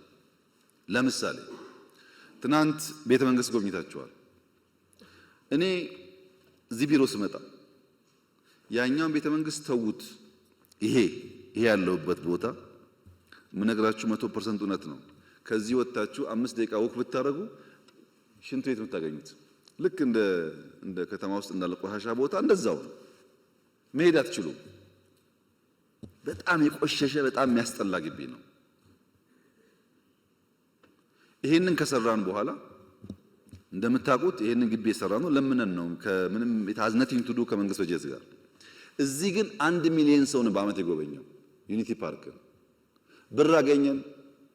በእኛ ብር ፈረንሳዮች አገዙን። ፕራይቬት ሴክተር ጨመርንና ታች ደግሞ ሄደን ገነባን። ምን ገነባን? ታች ቪዲዮ አይታችሁ ከሆነ መድገም አያስፈልግም። ሰው የጠላት ገንዘብ እንኳ ቢሆን እንደዛ አድርጎ አይጥልም። እንኳን የራሱን የሀገሩን ታሪክ ተውና የጠላት እንኳ ቢሆን ከማረከ በኋላ ወልወል አድርጎ ይጠቀምበታል። ይሄ ግን የኛ ሀብት ነው። እዛ ያያችሁት ወርቅ እኮ የማንም መንግስት ወርቅ አይደለም፣ የኢትዮጵያ ወርቅ ነው። ወርቅ ይዞ የነገሰ እኮ የለም፣ ነግሶ ነው ወርቅ ያገኘው። እንዴት ሰው የራሱን ታሪክና ሀብት አቆሽሾ ይጥላል? ትክክል አይደለም። እዛ ታሪክ ውስጥ የማይመች ጉዳይ ሊኖር ይችላል፣ እንማርበታለን። ታሪክ ነው፣ አንቀይረውም። ፋሲልን ተመልከቱ። ከተሰራ 390 ዓመት ገደማ ነው። በ390 ዓመት ጊዜ ውስጥ ጣሊያን ሲመጣ መጥቶ አፍርሶት ነበር። የተወሰነ ቦታ አፍርሷል። እንዴት ለመቶ ዓመት ያንን ነገር ሳንጠግን ኖርን ብሎ መጠየቅ ሲገባው እንጠግነው ሲባል አትንኩት ነው ያለው። አሁን አይታችኋል ለውጡን። ከዛ የመጣችሁ እንደምታውቁት በየትኛው መመዘኛ እንኳን ለኢትዮጵያ ለአፍሪካም ቢሆን የሚያኮራ ነገር ነው። ምንም መጥፎ ነገር የለበት። መጠበቅ ግን አለበት። መጠበቅ አለበት። እያንዳንዱ ታሪክ ቦታ ላሊበላም ይሁን ፋሲልም ይሁን ጀጎልም ይሁን አባጅፋርም ይሁን አላላኬላም ይሁን እዚህ ያሉ ፓላሶችም ይሁኑ ይሰሩ ይጠገኑና ለትውልድ ይለፉ ያለበት ምክንያት እያንዳንዱ ውስጥ ዕውቀትና ትምህርት አለ። ሁለተኛው ዕውቀትና እውነት የሚፈልጉት ያለንበትን አውድ መገንዘብ ነው። ዘረኝነት፣ ሰፈርተኝነት፣ መንደሬነት የተንሰራፋበት ብቻ ሳይሆን እንደ ካንሰር ሴል ነው ራሱን በራሱ እያዋለደ የሚሄደው። ባይዘወይ ሰዎች ዘረኝነት ሲባል ይሄ የኦሮሞ አማራ ወይም ጉራጌ ወላይታ ይመስላችኋል? እንደዛ አይደለም። ዘረኝነት ማለት በኦሮሚያ ብትወስዱት ጅማ፣ አርሲ፣ ወለጋ የሚባል በሽታ አለ። ወለጋ ብትሄዱ ሆሮ፣ ቄለም የሚባል በሽታ አለ። ከወለጋ የመጣ ያውቁታል። ጅማ ብትሄዱ ከጌራ ከምናምን ከሊሙ የሚባል በሽታ አለ። አያልቅም። እዛም ጌራ ከተገባ በኋላም አለው። ሰው አስተሳሰቡ አመለካከቱ እየጠበበ የሰውን ክብርና ቫልዩ እያወረደ የሰው ክብርና ቫልዩ ደግሞ ሲወርድ እኔም ወርዳለሁ ብሎ የማያስብ መሆኑ ነው። አንተ ዝቅ እያረክ አንተ እያዋረድክ ልትከብር አትችልም። ግድ የለም ሰብሰብ ብለን ቋንቋ ይለያያል፣ እውነት ነው። ፍላጎት ይለያያል፣ እውነት ነው። ጾታ ይለያያል፣ እውነት ነው። ጂኦግራፊያችን ይለያያል፣ እውነት ነው። እነዚህን ተቀብለን ደግሞ አንድ የሚያደርገን በርካታ ቫልዩስ ስላሉ በእነሱ ጥላ ስር አብረን ሀገር እንስራ፣ ኤግዚስት እናድርግ። አሁን ያለው ዘመን ሰርቫይቫል በራሱ ከባድ ችግር ስለሆነ መሰብሰብ ያስፈልጋል ብሎ ማመን አለበት ሰው። ሶስተኛው ጉዳይ ግን ታሪክን ማወቅ አሁን ያለውን ችግር መገንዘብ ብቻ ሳይሆን መጪውን ዘመንም በተወሰነ ደረጃ መገንዘብና ለዛ መዘጋጀት ያስፈልጋል። ለምሳሌ ሳይንስ ሙዚየም ያያችሁት አርቲፊሻል ኢንተለጀንሱም ኤሮዳይናሚክሱም ስፔስ ላይ ያያችሁት አውሮፕላን ላይ ያያችሁት ገና የዛሬ 20 30 ዓመት ዓለም ይጠቀምባቸው ቴክኖሎጂዎች እኮ እዛ ውስጥ አሉ። ለምሳሌ ኤርባስ ገና በ2050 ነው አየር ላይ የሚውለው። እኔና እናንተ አልታደልንም። ልጆቻችን ግን እሱን እያዩ ማደግ አለባቸው። ብርቅ መሆን የለበትም። ትናንት ያያችሁት አብዛኛው ነገር እዚህ አካባቢ ያለው ሂስቶሪካል ነገሩ ጫካን ጨምሮ በበጀት የሚሰራ ስራ አይደለም። ለምን ገረማችሁ? እንደና እንደናንተ የተሰባበረ ሀገር የወሰዱ ሰዎች እኮ ወርቃቸውን አውጥተው የትዳር ቀለበታቸውን ሰጥተው ጸጉራቸውን ቆርጠው ሽጠው ለሀገሬ ልማት ይዋል ብሎ እኮ የገነቡ ሀገራት ታውቃላችሁ። ታሪክ ከእናንተ በላይ ማን ያውቃል? አሉ እኮ ሀገራት በቃ ድህነት ልመና ይበቃናል፣ ያለንን ሰጥተን ተክተን ልጆቻችን ከልመና ይውጡ ያሉ እኮ አሉ። መወሰን አለብን። የተረከብነው ሀገር ዕዳ፣ ድህነት፣ ችግር የተከፋፈለ ነው። እሱን ደጋግመን ብናወራ ውጤት የለውም። ከዚያ ለመውጣት የሚያስችል አቅጣጫ፣ ቪዥን እና ትጋት ያስፈልገናል። ያለንን ሰጥተን እንኳን ልጆቻችን አሁን እናንተ ካላችሁበት ላይፍ ሻል ያለ ከኖር ጥሩ ነገር ነው። መደገም የለበትም። የኛ ችግር መደገም የለበትም። ችግርን እያየን በመካድ ሳይሆን በመጋፈጥ፣ በመሸሽ ሳይሆን በመጋፈጥ ተቸግረንም ቢሆን እቺን ሀገር ካለችበት አረንቋ ልናወጣ እንችላለን የሚል እምነት መምህራን ካልያዙ ማን ነው የሚይዘው ነው ጉዳዩ። ማን ይዛል?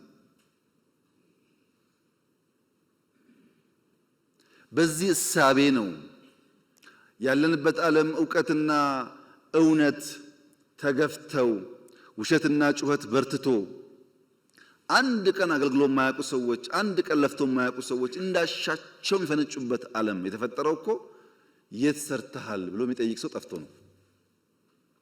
ምን ሰጥተሃል አንተ? ምን አገለገልክ? ካንተ ምን እንማር ብሎ በምክንያት አርጊው የሚያደርግ ሰው ጠፍቶ እኮ ነው። በዚያ ስፕሪት ማየት ካልቻላችሁ የኛ ውይይት ፍሬ የሚኖረው ውሃ የሚቋጥር አይሆንም። ምክንያቱም በጣም በርካታ ጉዳይ አንስታችኋል። ይሄ እናንተ ጉዳይ በአመት በሁለት አመት 3 አመት በ5 አመት አንዳንዱ ከዛም በላይ ጊዜ ሊፈጅ ይችላል።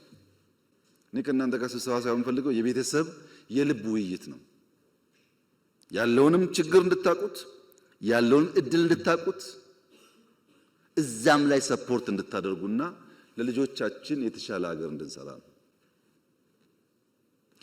ይሄንን እንደ መግቢያ ካነሳው በኋላ ጥያቄዎቻችሁን በሶስት ማቀፍ ብናይ አንደኛው አጠቃላይ ከሀገሪቱ ሁኔታ ጋር ቢታይ ኢትዮጵያ ካለችበት ሁኔታ አንጻር መታየት አለበት። አንዳንዱ ጉዳይ በንጽጽር የምናነሳው ዋጋ የለውም። እኛ ካለንበት ጋር ስለማይጣጣም ዋጋ የለውም። እኛ ካለንበት ተጨባጭ ሁኔታ ጋር ግን ሲመሳከር ዛሬም ባይሆን ነገ ለመፍትሄ እንድንሰራ ያግዛል። ለምሳሌ ነፃ ሕክምና፣ ነፃ ትምህርት፣ መኖሪያ ቤት፣ ቀረጥ ነፃ፣ ኮሚሽን የመሳሰሉ ጉዳዮች ደምረን ብናየው ከሌሎች ዘርፎች ጋር ያም ሆኖ ግን መምህራንን ለማገዝ ሕክምና እንዴት ነው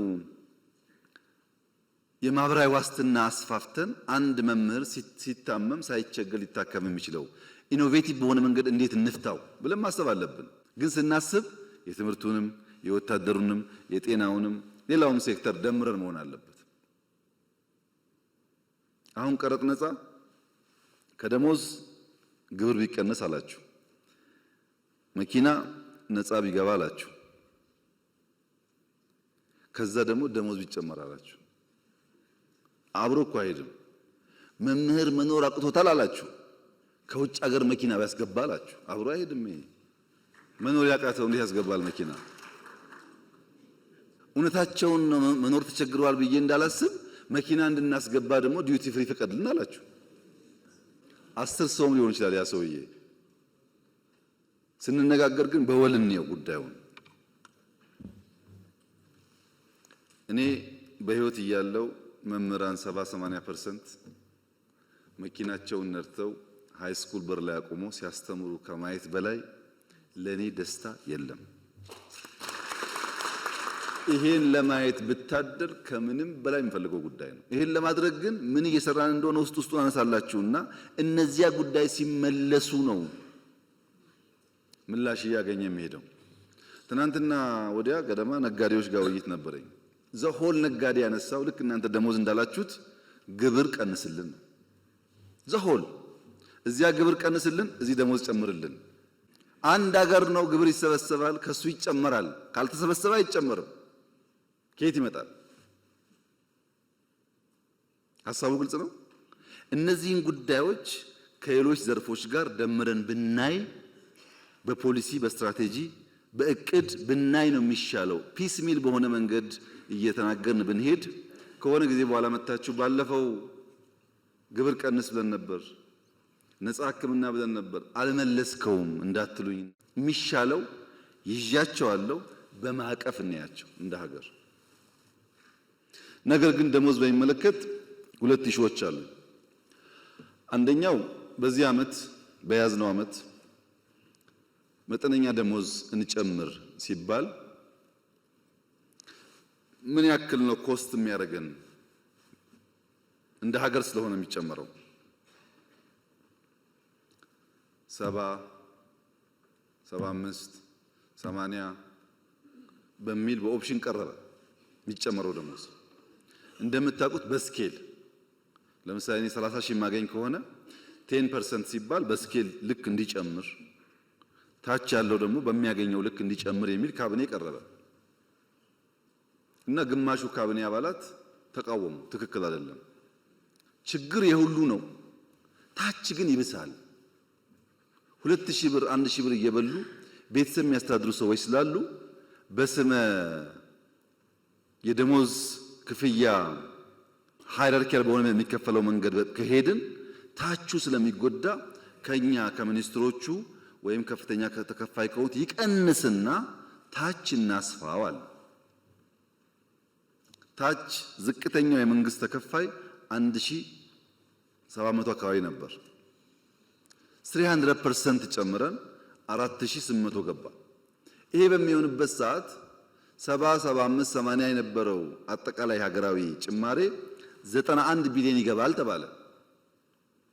ፐርሰንቴጁ ስላደገ ይሁን ይግባ፣ ታች ያለው ከሚራብ ላይ ያለው ይቆያል። ለሁሉም ብናደርግ ጥሩ ነበር።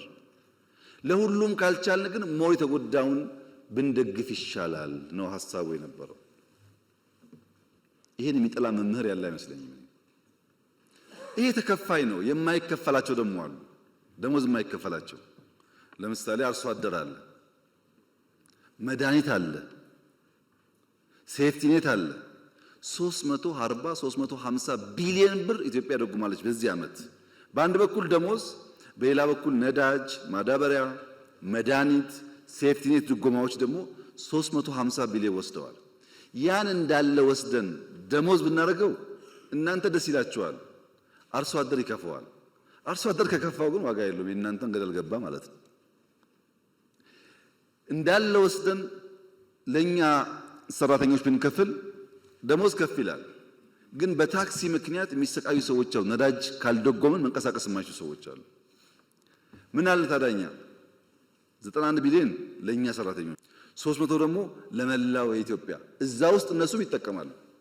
የሕክምና መድኃኒት ሰብሲዳይ ሲደረግ ለእናንተም ለኔም ጭምር ነው የሚደረገው። ነዳጅ ሲደረግ ለኔም ለእናንተም የሚደረገው። ማዳበሪያ ሲደረግ ለኔም ለእናንተም የሚደረገው። በቀጥታ ባንቆጥረውም በተዘዋዋሪ ማለት ነው። ጥያቄያችሁ ግን አንደኛ ሌጂቲሜት ነው፣ ሁለተኛ ደግሞ ብዙዎቻችሁ የምታነሱት ለፖለቲካ ለቅንጦት ሳይሆን የሰርቫይቫል ጉዳይ አድርጋችሁ ነው።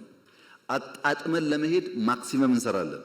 ደሞዛውን ብንጨምር ለምሳሌ ለመምህራን ስፔሻል አድርገን 30-40% ብንጨምር አሁን ከሚያገኘው ብለን ብንጨምር ችግሩ ይፈታል ወይ? አይፈታም። የእናንተ ችግር በደሞዝ ጭማሬ ብቻ የሚመለስ ጉዳይ አይደለም። ሰውየው አንድ ቁና ገብስ ይዞ ሙያተኛ ጋር ይሄዳል። ሙያተኛ ጋር ሄድና ይኸውልህ አንድ ቁና ገብስ አለኝ፣ ከዚህ ውስጥ ለዳቦ፣ ለገንፎ እህል፣ ለቆሎ፣ ለጠላ እህል ስለምፈልግ ይሄንን በዚያ መልክ አስተናርተህ ስጠኝ ይለዋል። አንድ ቁና ነው። ዳቦ አለ፣ ቆሎ አለ፣ የገንፎ እህል አለ፣ የጠላ እህል አለ። ፍላጎቱ ብዙ ነው እና ሙያተኛው ወይ ፍላጎትህን ቀንስ ወይ ገብሱን ጨምር አለው። ያለኝ ይሄ ነው እንዴት አድርጌ ልጨምር ሲለው ሁለት ምርጫ አለ። አንደኛው ምርጫ አሁን ያለ አንድ ቁና ስለሆነ ለዳቦ ብቻ ወይም ለገንፎ እህል ብቻ ላዘጋጅልህ። የለም የዳቦም የገንፎም ፈልጋለሁ ካክ ደግሞ አትብላ። አሁን ያዘውና ዘንድሮ ዝራውና በሚቀጥለው 5-6 ቁና ሲሆንልህ ያኔ ይዘውና አለው ይባላል። እናንተ ግን እንዳዋቂ እንደ ልባም ሰው ማሰብ ያለባችሁ ጉዳይ ገበታ ላይ ያለው 3 እንጀራ ከሆነ እኛ 10 ሰዎች ከሆነ እዚሁ ገበታ ላይ ያለውን እንጀራ ነው የምንሻማው፣ 3ቷን ለ10። ልባም ሰዎች፣ ለትውልድ የሚያስቡ ሰዎች፣ በተለይ መምህራን ሲሆኑ ማሰብ ያለባቸው እንዴት ገበታው ላይ ያለውን ማድ 5፣ 6፣ 7፣ 10 እናርገው። ገበታውን እናስፋው እንጂ ያለችውን ብንሻማ እሷን ብንቀራመት እኛም በደህንነት ልጆቻችንም ከዛ የባሰ ደህንነት ይጠብቃቸዋል። ገበታ ማስፋት በምርት ነው የሚመጣው፣ በከንቱ አይመጣም። እሱ ላይ አብረን መስራት ይኖርብናል። የመጀመሪያው ማቀፍ ምንድነው? አጠቃላይ በሀገር እንየው። ነፃ ያችሁት ጉዳይ ለእናንተ ብቻ አይሆንም። በሀገር ማቀፍ እናያለን። የትምህርት ኮሚሽን የተባለው መከራ እየበላን ያለነው ተቋም ሪፎርም ለማድረግ ነው። ብዙ አይነት ሰው ነው ያለው እና ሌላ በሽታ ከምንጨምር ባሉን ተቋሞች ውስጥ ስራችን አዘምነን የመምህራን ጥያቄ ደግሞ እንደዚህ መነጋገር እስከቻልን ድረስ የማናውቀው ጉዳይ አይደለም፣ እየፈታን ብንሄድ ነው የሚሻለው በሚል ማዕቀፍ ውስጥ ብናየው። እዚያ የቀሩትሳ ሁለተኛው ማዕቀፍ አሰራራችን፣ ህጋችን፣ ስትራቴጂያችን እንፈትሽ። ትናንት በነበረን እውቀት በነበረን አንደርስታንዲንግ የሰራናቸው ጉዳዮች ያጎደሉት ጉዳይ ካለ እንፈትሽ። ለምሳሌ ከፖሊሲ ጋር አያይዞ ወንድም ያነሳቸው ጉዳዮች ባለፈው ታስታውሱ ከሆነ አማርኛ እንደ ሰብጀክት ለማትሪክ ይቀርብ ነበር። ታውቃላችሁ፣ ይሄ ለአማርኛ ቋንቋ ተናጋሪዎች የሚያዳላ ነው። ሌሎች ከአማርኛ ውጭ ቋንቋ የሚናገሩ ሰዎች ተጎድተዋል ተብሎ ነው የቀረው። ጭቅጭቆ የነበረው እንደዛ ነው። አሁን ደግሞ ኦሮምኛና አማርኛ ነው። ማትሪክ ብናስገባ ወላይታ ተጎዳው አይልም ወይ? ትግራዋይ ተጎዳው አይልም ወይ? ሶማሌ አይልም ወይ? አፋር አይልም ወይ? ሁሉንስ እንችላለን ወይ? እንዴት ስናጣጥመው ማሰብ ይፈልጋል። ምክንያቱም ለሁሉ አክሽን ከሌላው ግን ጥያቄ አለ። አሁን በቅንነት ነው ወንድም ያነሳው፣ ገብቶኛል፣ ምንም ችግር የለበትም፣ ሐሳቡ ጥሩ ነው። ይሄን ግን ይሁን ብንል እዚሁ ጋር ደግሞ ያለው ሶማሌ ወንድማችን እኛስ ይላል። ወደዛ የገባን ስንሄድ ዳይቨርሲፋይድ ቋንቋ ስላለን ያዋጣናል ወይ? አንድ ቋንቋዎቹ ደግሞ እንዳይሞቱና አገር በቀል ቋንቋዎች እያደጉ ደግሞ እንዲሄዱ እንዴት እንስራበት? የሱን ኮንሰርን ለመመለስ ይሄ መፈተሽ ይፈልጋል። ዝም ብዬ አውትራይት የምናገረው ጉዳይ አይደለም። በደንብ ማየት አለብን። ከመምህራን ሙያ ብቃት ጋር፣ ስልጠና ጋር፣ ከትምህርት ፍኖተ ካርታችን ጋር፣ ስትራቴጂያችን ጋር ያነሳቸው ጉዳዮች ፍተሻ ይፈልጋሉ። መዋጮ እናንተ ሳታቁ ከደሞዛችሁ በቀጥታ የሚቆረጥ ከሆነ ስህተት ሳይሆን ወንጀል ነው። ትክክል አይደለም። እናንተን ሳያማክሩ መቁረጥ ማንም ሰው አይችልም። ደሞዝ እኮ የግል ሀብታችሁ ነው። አማክሯችሁ ናዋጣ ካላችሁ ብቻ ነው የሚደረገው። መዋጮ ግን ያስፈልጋል ወይ አያስፈልግም ያላችሁ እንደሆነ ምርጫ እናንተ ነው። ግዴታ አይደለም። እኔ በመዋጮ ነው ይሄን ግቢ የሰራሁት፣ ትናንት ሳይንስ ሙዚየም የሰራው። በጣም አብዛኛው ነገር እንደዛ ነው። እንኳን እናንተ የውጭ ሰው እያዋጣ ስለሆነ ለምን ያለን ሪሶርስ ውስን ነው። ተሻምተን ካላመጣን በቀር ስራ እንሰራም። ወንጪ፣ ጎርጎራ፣ አላላኬላ፣ ጨበራ ምናምን የሚባለው በሙሉ መዋጮ ነው። እሱ ሁሉ ይቀራል ማለት ነው። መዋጮ ግን አምነን ፈቅደን ወደን በአቅማችን ልክ የምናደርገው እንጂ በጅምላ የሚቆረጥ መሆን የለበትም። እንፈትሻለን፣ ይህንን ጉዳይ እንፈትሻለን። የፖሊሲ ውይይት ላይ መምህራን ቢሳተፉ እንፈትሻለን። ይሄን በሚመለከታችሁ ጉዳይ ላይ ለማወያየት ዝግ ነበር ወይ እስካሁን ያለው ሁኔታ ከነበረስ እንዴት እናሻሽለው ብለው እንፈትሻለን። ግን ማወቅ ያለባችሁ ነገር ህግ አውጪ፣ ህግ ተርጓሚ፣ ህግ አስፈጻሚ የሚባል ተቋማት አሉ። እዚህ ውስጥ አትሻሙ። እናንተ ቦታችሁ እሱ አይደለም። ያን አዋጅ እኔ እጄን ሳላወጣ ጸደቀ እንዳትሉ፣ አዋጅ አጽዳቂ ባለቤት ስላለ እሱ ያጽድቅ። እኔ ግን ለምን አልወያይበትም? ለምን አልመክርበትም? ሐሳብ አለኝ ስትሉ እንፈትሽ። እንዴት እንዳርገን እንደምንችል ያን ፕላትፎርም እንደምንፈጥር እኔ አሁን ቴክኖሎጂ ስላለ ቨርቹዋሊ ማድረግ ይቻላል፣ ችግር አይደለም። ብዙ ሐሳቦቻችሁ ጠቃሚ ስለሚሆን አሰራራችንን ፈትሸን ህጋችንን ፈትሸን የጎደለ ካለ እየሞላን እንሂድ። ማህበራዊ ጉዳይ ላይ የትምህርት ፖሊሲ ላይ በእንደዚህ አይነት ጉዳይ መፈተሽ ያለባቸው ህጉን፣ አሰራሩን፣ ስትራቴጂውን አይተን የማይጣረሱ ጉዳዮች ከሆኑ የምናያቸው። ይሄ የሚጨምረው የትምህርት ቋንቋ ብቻ ሳይሆን ትምህርት የምንሰጥበትን መንገድም ጭምር ነው። ለምሳሌ ጃፓን እስከ 10 ዓመቱ ድረስ ተማሪ ፈተና የሚባል ነገር የለም፣ ኤክስ እና ራይት የሚባል ነገር የለም፣ ጀጅመንት የለም። መዋለ ሕጻናት ከዛ ደግሞ ቢያንስ ከ1 እስከ 4 ሲማር ፈተና ተፈትኖ ራይት ኤክስ አይደረግም። የጃፓኖች ዋነኛ ዓላማ አንድ ሰው የሚሰራበት ዋናው እድሜ ይሄ እድሜ ነው። ከዛ በኋላ ብዙ መረጃ የጨመረ ይሄዳል እንጂ ፋውንዴሽኑ እዚህ ጋር ነው ያለው። እዚህ ጋር መማር ያለበት አንደኛ ቲም ወርክ፣ ከጓደኞቹ ጋር በጋራ መስራት፣ መደማመጥ፣ መተጋገዝ፣ ተፈጥሮን ማድነቅ፣ ኃላፊነት መውሰድ ነው ማስተማር ያለብን ብለው አልጋ ያስነጥፏቸዋል። ሽንት ቤት ያጸዳሉ፣ ግቢ ያጸዳሉ። አበባ በሆነ ሰበብ አበባ ቆርጠው አንዱ ጓደኛ ለአንዱ ጓደኛ ይሰጣል። አቲቲዩድ ላይ ይሰራሉ። እና ጃፓኖች መጀመሪያ ነው መሰራት ያለበት ኤርሊ ቻይልድሁድ ላይ ስራ ያስፈልጋል። እዛ ያልተገነባ ሰው ብላሽ ነው ብለው ያምናሉ። ምን እንማራለን ከዚህ? አሁኑኑ ዛሬ እንጀምር አላችሁም፣ ግን መፈተሽ አለብን። እንፈትሽ የሚያዋጣን ከሆነ። እኛ ምን አደረግን? እንደተባለው ከ30 ሺህ በላይ መዋለ ሕጻናት ገንብተናል ባለፉት 5-6 ዓመታት። ከ30 ሺህ በላይ በዚያ ምክንያት መምህራን የቀጠርን ነው። ለምን? ልጆች ቤት ከሚውሉ ጓደኞቻቸው ጋር ቋንቋ እየተናገሩ ስጠኝ አትስጠኝ እየተባባሉ ለአንደኛ ክፍል ቢዘጋጁ ይሻላል። እንደዚያ ካልሆነ ውሎ አድሮ የተሻለ ብቃት ያለው ሰው አናገኝም በሚል ሂሳብ ነው። ለምሳሌ የትምህርት በጀት ቢጨምር በጀት ችግር አለ። 2-3 አንስታችኋል። አንድ ዩኒቨርሲቲ ያለው በጀት ከራሱ ከትምህርት ሚኒስቴር ይበልጣል። ከራሱ ከትምህርት ሚኒስቴር ቢሊየንስ እኮ ነው የሚመደበው።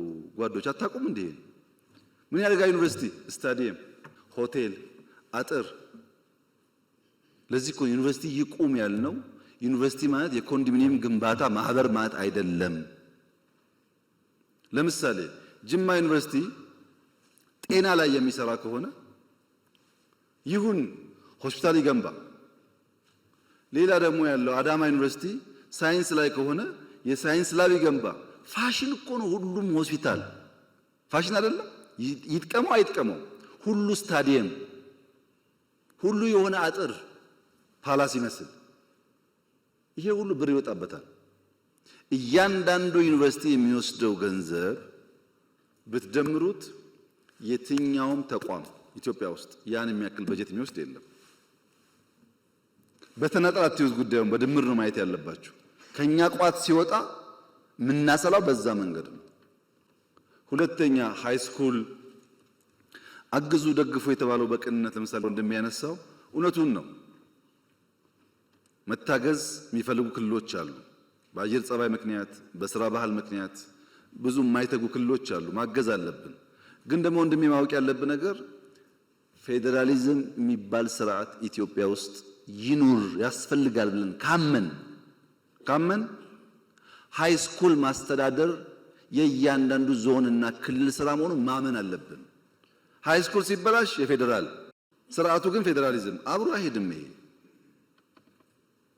ሃይ ስኩል መገንባት፣ የሃይ ስኩል መምህር መቅጠር፣ የሃይ ስኩል ደሞዝ መክፈል፣ የሃይ ስኩል መምህር ቤት ቦታ መስጠት የእያንዳንዱ ክልል ስራ ነው። ያን እንሻል ስንል ፌዴራል ስርዓቱን ስለምናፈርሰው ሌላ ደግሞ ኮንሲኩዌንስ ያመጣል ማለት ነው። እናንተ ሁሉን ስለምታውቁ እንደራኪቱም የእውቀት ጋን ስለሆናችሁ በዚህኛው ያለው አደጋ በዚህኛው ያለው ጠቀሜታ ለማመዛዘን አትቸገሩም። በዚያ ስፕሪት ነው ማየት ያለብን። በጀት የቀነሰ አይደለም የኛ አሰራር። ዩኒቨርሲቲ አካባቢ ያሉ ሰዎች እዚህም ካላችሁ እኔ እስካሁን ባየሁት ጥቂት ዩኒቨርሲቲ ካልሆነ በቀር አብዛኛው የሰፈር ልጅ ቀጥሮ የሰፈር ቲፎዞ አምጥቶ ፕሮጀክት ምናምን ኮሚሽን ብሎ ወንበሩን የሚያደላድል እንጂ ዩኒቨርሲቲ ግቢ እንኳን የሚያጸዳ ሰው ብዙ አላየውም። ግቢውን ተውት አገሩን። እሱን ወደ ውስጥ መፈተሽ የሚጠቅም ይመስለኛል። ምን እያደረግኩ ነው እኔ ብሎ ማየት ጠቃሚ ይመስለኛል። ሶስተኛው ማዕቀፍ እኛና እናንተ በጋራ ብንሰራባቸው፣ በተናጠል አይደለም በጋራ ብንሰራባቸው የሚሻሉ ጉዳዮች ደግሞ አሉ። ኃላፊነት መውሰድ አለብን። ለነገ ትውልድ ኢንቨስት ማድረግ አለብን። ተስማምተን የጋራ አሳይመንት ካልሆነ በቀር በአንድ ወገን የማይሰራ አንደኛው ምን አልኩኝ እንመልሳለን፣ እንፈትሻለን። ሁለተኛው ምን አልኩኝ ከሌሎች ተቋማት ጋር ክሮስ ሴክተራል ስለሆኑ እዚያ ውስጥ እናያለን። አሁን የማነሳቸውንስ በጋራ እንሰራበታለን። ያኔ መልሱ ሙሉ እየሆነ ይመጣል። አንደኛ ትምህርት ለትውልድ መቀጠል አለበት ብላችኋል። ትክክል ነው፣ መቀጠል አለበት። ግን የኔም የናንተም ስራ ነው። የፕሮፌሰር ብርሃኑም የናንተም ስራ ነው። ለምሳሌ ብሩ ተለመነ፣ የሆነ ሪሶርስ ተገኘ፣ መጨረሻ ግን የሚሰራው እዛው ያለ ወጣት ነው። ለዛ ወጣት ያንተን ድጋፍ እንፈልጋለን። ይሄ ትምህርት ቤት ለልጆቻችን ነው፣ ለኛ ነው የሚሰራው፣ ማገዝ አለብን ብለ ካላስተማርከው በቀር ብሩ እያለ ስራው አይሰራም ማለት ነው። ከተገነባስ በኋላ ትምህርት ቤት ሃይስኩል እዚህ ጅማ ላይ፣ ወለጋ ላይ፣ እዚህ ምዕራብ ደቡብ አካባቢ ላይ ሃይስኩል ገንብተን እንሰት መትከል፣ አቮካዶ መትከል፣ ቡና መትከል እንዴት ብርቅ ይሆናል? ዝናብ እንደው ዝም ብሎ የሚዘንበው ተማሪ እንዴት ነው በግቢ ውስጥ የማይተክለው? እንዴት ትምህርት ቤት ግቢ ውስጥ አቧራ ይታያል? ይሄን እናንተ ካላገዛችሁ ማን ያግዛል? ደግሞ ብዙዎቻችሁ እርግጠኛ ነኝ ስትማሩ አርብ ከሰዓት ግቢ ማጽዳት፣ የትምህርት ቤት ጓሮ መኮትኮት፣ የትምህርት ቤት ቡና መልቀም ስራችን ነበር አልነበረም? በቃ እሱን ማስቀጠል አለብን። ተማሪ መስራት አለበት። ያን ካልተለማመደ ሰው አይሆንም፣ ሙሉ ሰው አይሆንም። ይሄን ከናንተ ድጋፍ እንፈልጋለን። ምርታማነት አርሶ አደሩ ፕሮዳክቲቭ እንዲሆን ኢኒሼቲቮች ሲመጡ ከዚህ ይሁነኝ ብላችሁ በየከባቢያችሁ ማየት። ለምሳሌ አሁን ኮሪደር ብለን ቢሾፍቱ፣ አዳማ፣ ሻሸመኔ፣ ጅማ፣ ነቀምት ወደ ምስራቅ ያለው እንኳን ትቼ እነዚህ ሁሉ ከተሞች ይገነባል ኮሪደር። ቢሾፍቱ ላይ ከዚህ ከአዲስ አበባ መውጫ ከአቃቂ እስከ ሞጆ ያለው 26 ኪሎ ሜትር መንገድ ኦሮሚያ የሚገነባው። የኦሮሚያ ከተማ በሙሉ ቢሾፍቱ ብቻ ቢሆን ኖሮ፣ ጅማ ቢቀር፣ ነቀምቴ ቢቀር፣ ምናምን ቢቀር ኖሮ አዲስ አበባ ያየሽውን 100% ታይ ነበር እዛ። ኦሮሚያ ግን ትልቅ ነው። ብሩ ግን ውስን ነው። በዚያች ውስን ሀብት ልክ እንደ አዲስ አበባ አንድ ቦታ የሚታይ ጉዳይ ማድረግ አይችልም። ይሄን እናንተ አንደርስታንድ ማድረግ አለባችሁ። ኮሪደር ከተማ ላይ ግን ቢያንስ በትንሹ እኔ እንኳን በቅርበት እመራቸው ጅጅጋ፣ ሐረር፣ ድሬዳዋ 3 ትላልቆች አሉ። በምስራቅ ጅማ፣ ነቀምት አለ፣ ቢሾፍቱ፣ ሮቤ አለ፣ ሐዋሳ፣ አርባ ምንጭ፣ ሶዶ፣ በቅርቡ ደግሞ ያየሁት ማዕከላዊ ክልል ውስጥ ያሉ 3-4 ከተማዎች በተለይ ደግሞ የሀዲያ ዋና ከተማ አሉ እንቅስቃሴዎች። መጠናቸው ግን እንደ አዲስ አበባ መሆን አይችልም። ብሩ ትንሽ ስለሆነ እዛ የሚዋጣው ብር ውስን ነው፣ የሚሰጠው ብር ውስን ነው። ልክ እንደ አዲስ አበባ ማድረግ አይቻልም። ወደ ዋና ጉዳይ ስመጣ በቅርቡ በሃላባ፣ ከምባታ፣ ሀዲያና ስልጤ የገጠር ኮሪደር ብለን ጀምረናል። እነዚህ ስራዎች 4-5 አርሶ አደር ሶላር ሲስተም ያለው፣ ሽንት ቤት ያለው፣ ሳሎን መኝታ ቤት ያለው፣ የከብቶች ቤት ያለው፣ መጠነኛ ጓሮ እርሻ ያለው ሞዴል ለመስራት ነው። በእኛ አቅም 4 ጀመር። እዛ አካባቢ ያላችሁ ሰዎች ፎሎ አድርጋችሁ ደግፉ፣ እንዲባዛም አድርጉ። ያ ነገር መንግስት አክሮስ ዘ ካንትሪ ቤት ሊገነባ አይችልም። ታውቃላችሁ። ማሳያ ስራ ነው የሚሰራው። ባለፉት 6 ዓመታት አዲስ አበባ ላይ እዚህ አዋሬ እያፈረስን ስንገነባ ታውቃላችሁ። አሁን ደግሞ አዲስ አበባ ይበቃል ብለን በገጠር ኮሪደር አርሶ አደር ለመንካት መተናል። እሱን ማስፋት ላይ ብታግዙን፣ የጋራ ትርክት መገንባት ላይ ቅድም እንደሚያነሳው 100% ከሐሳቤ ጋር ይስማማል። የጋራ ትርክት መገንባት ላይ እንደሚያስፈልግ አውቀን ስትራቴጂ ቀይሰን እቅድ አውጥተን እየሰራንበት ነው። የእናንተ ድጋፍ ግን ያስፈልጋል። ሰው ነው፣ ሰው አትግደል፣ ወንድምህ ነው የሚል እሳቤ በየቀኑ በየትምህርት ቤት ካልተነገረ በስተቀር በሚዲያ ብቻ በቂ አይደለም። አብረን እንስራ። እሱን ምርታማነት ላይ ስንዴው፣ ቡናው፣ ሻዩ ፕሮዳክቲቪቲ እንዲያድግ አርሶ አደር ማንቃት ማስተማር ላይ አብረን እንስራ። የትምህርት ጥራት ላይ አብረን እንስራ። በመንግስት ፖሊሲ ብቻ አይመለስም። መልካም አስተዳደር አብረን እንስራ። እናንተ እኮ ናችሁ የሁሉ ሰው አስተማሪ። ቅድም እንዳላችሁት ቀበሌ ላይ የሚረብሸው ወረዳ ላይ የሚረብሸውን ሰው ያስተማራችሁትን ሰው እባክህን ህዝብ አገልግል፣ ነውር ነው፣ ታሪካችን፣ ባህላችን ብላችሁ ብትመክሩ ብዙ ሰው ሊቀየር ይችላል። አግዙ። እሱ ላይ እኔ ጋር ብትወረውሩ ጠጠሩን ብቻዬን አልፈታውም። ብንተጋገዝ ግን ሊቀንስ ይችላል። እንደነዚህ አይነት ጉዳዮች በጋራ ብንሰራ የኛን ሁኔታ ተገንዝበን ብዙ ዕዳ ያለበት ሀገር መሆን አውቀን ከኋላ ደግሞ አርፍደን ደራሽ ስለሆን ፈጥነን ቀንም ማታም ሰርተን ነገር እንቀይር ካላችሁ መተጋገዝ ይፈልጋል። አንዳንዱን እንመልስላችኋለን፣ አንዳንዱን እንፈትሻለን ፖሊሲዎቻችን። አንዳንዱን ግን በጋራ ካልሰራን በቀር በእኛ ብቻ አይመለስም። ካገዛችሁን ካገዝናችሁ ከተጋገዝን ግን በእርግጠኝነት ጊዜ ይወስዱ እንደሆን እንጂ እየተፈቱ ይሄዳሉ። በመንግስት በኩል እነዚህን ያደሩ ችግሮች በ5 ማዕቀፍ ውስጥ ልንፈታ ወስነናል። በ5 ማዕቀፍ ውስጥ የመጀመሪያው ኢንክሉሲቭ ናሽናል ዲያሎግ ነው። ብዙ የሚያጨቃጭቅ ጉዳይ ያለን፣ ግን ቁጭ ብለን በንግግር እንፍታ፣ በውይይት እንፍታ፣ በመደማመጥ እንፍታ። መደማመጥ ያስፈልጋል። የአንዱ ፍላጎት ሲሳካ አንዱ ስለሚያኮርፍ አንዱን አስኮርፎ ደግሞ የተሟላ ሀገር መፍጠር ስለማይቻል እንወያይበት ነው ያልነው። በእናንተ እድሜ በአባቶቻችሁም እድሜ የኢትዮጵያ መንግስታት አንዳቸውም ቢሆኑ ጉዳያችንን በውይይት እንፍታ ብለው የውይይት አውድ ፈጥረው አያውቁም። ኢንክሉሲቭ ናሽናል ዲያሎግ በኢትዮጵያ ታሪክ የመጀመሪያው ነው። ለመጠቀም ያለው ፍላጎት ግን ውስን ነው። እንወያይ ይልሃል። እሺ እንወያይ ብለህ ስታቋቁም ደግሞ አይወያይም። ካልተወያየ ችግሩን ካልተናገረ ግን መፍትሄ ከየትም ሊመጣልት አይችልም። እና አንዱ መፍትሄ ያልነው እንወያይ። ስለምን?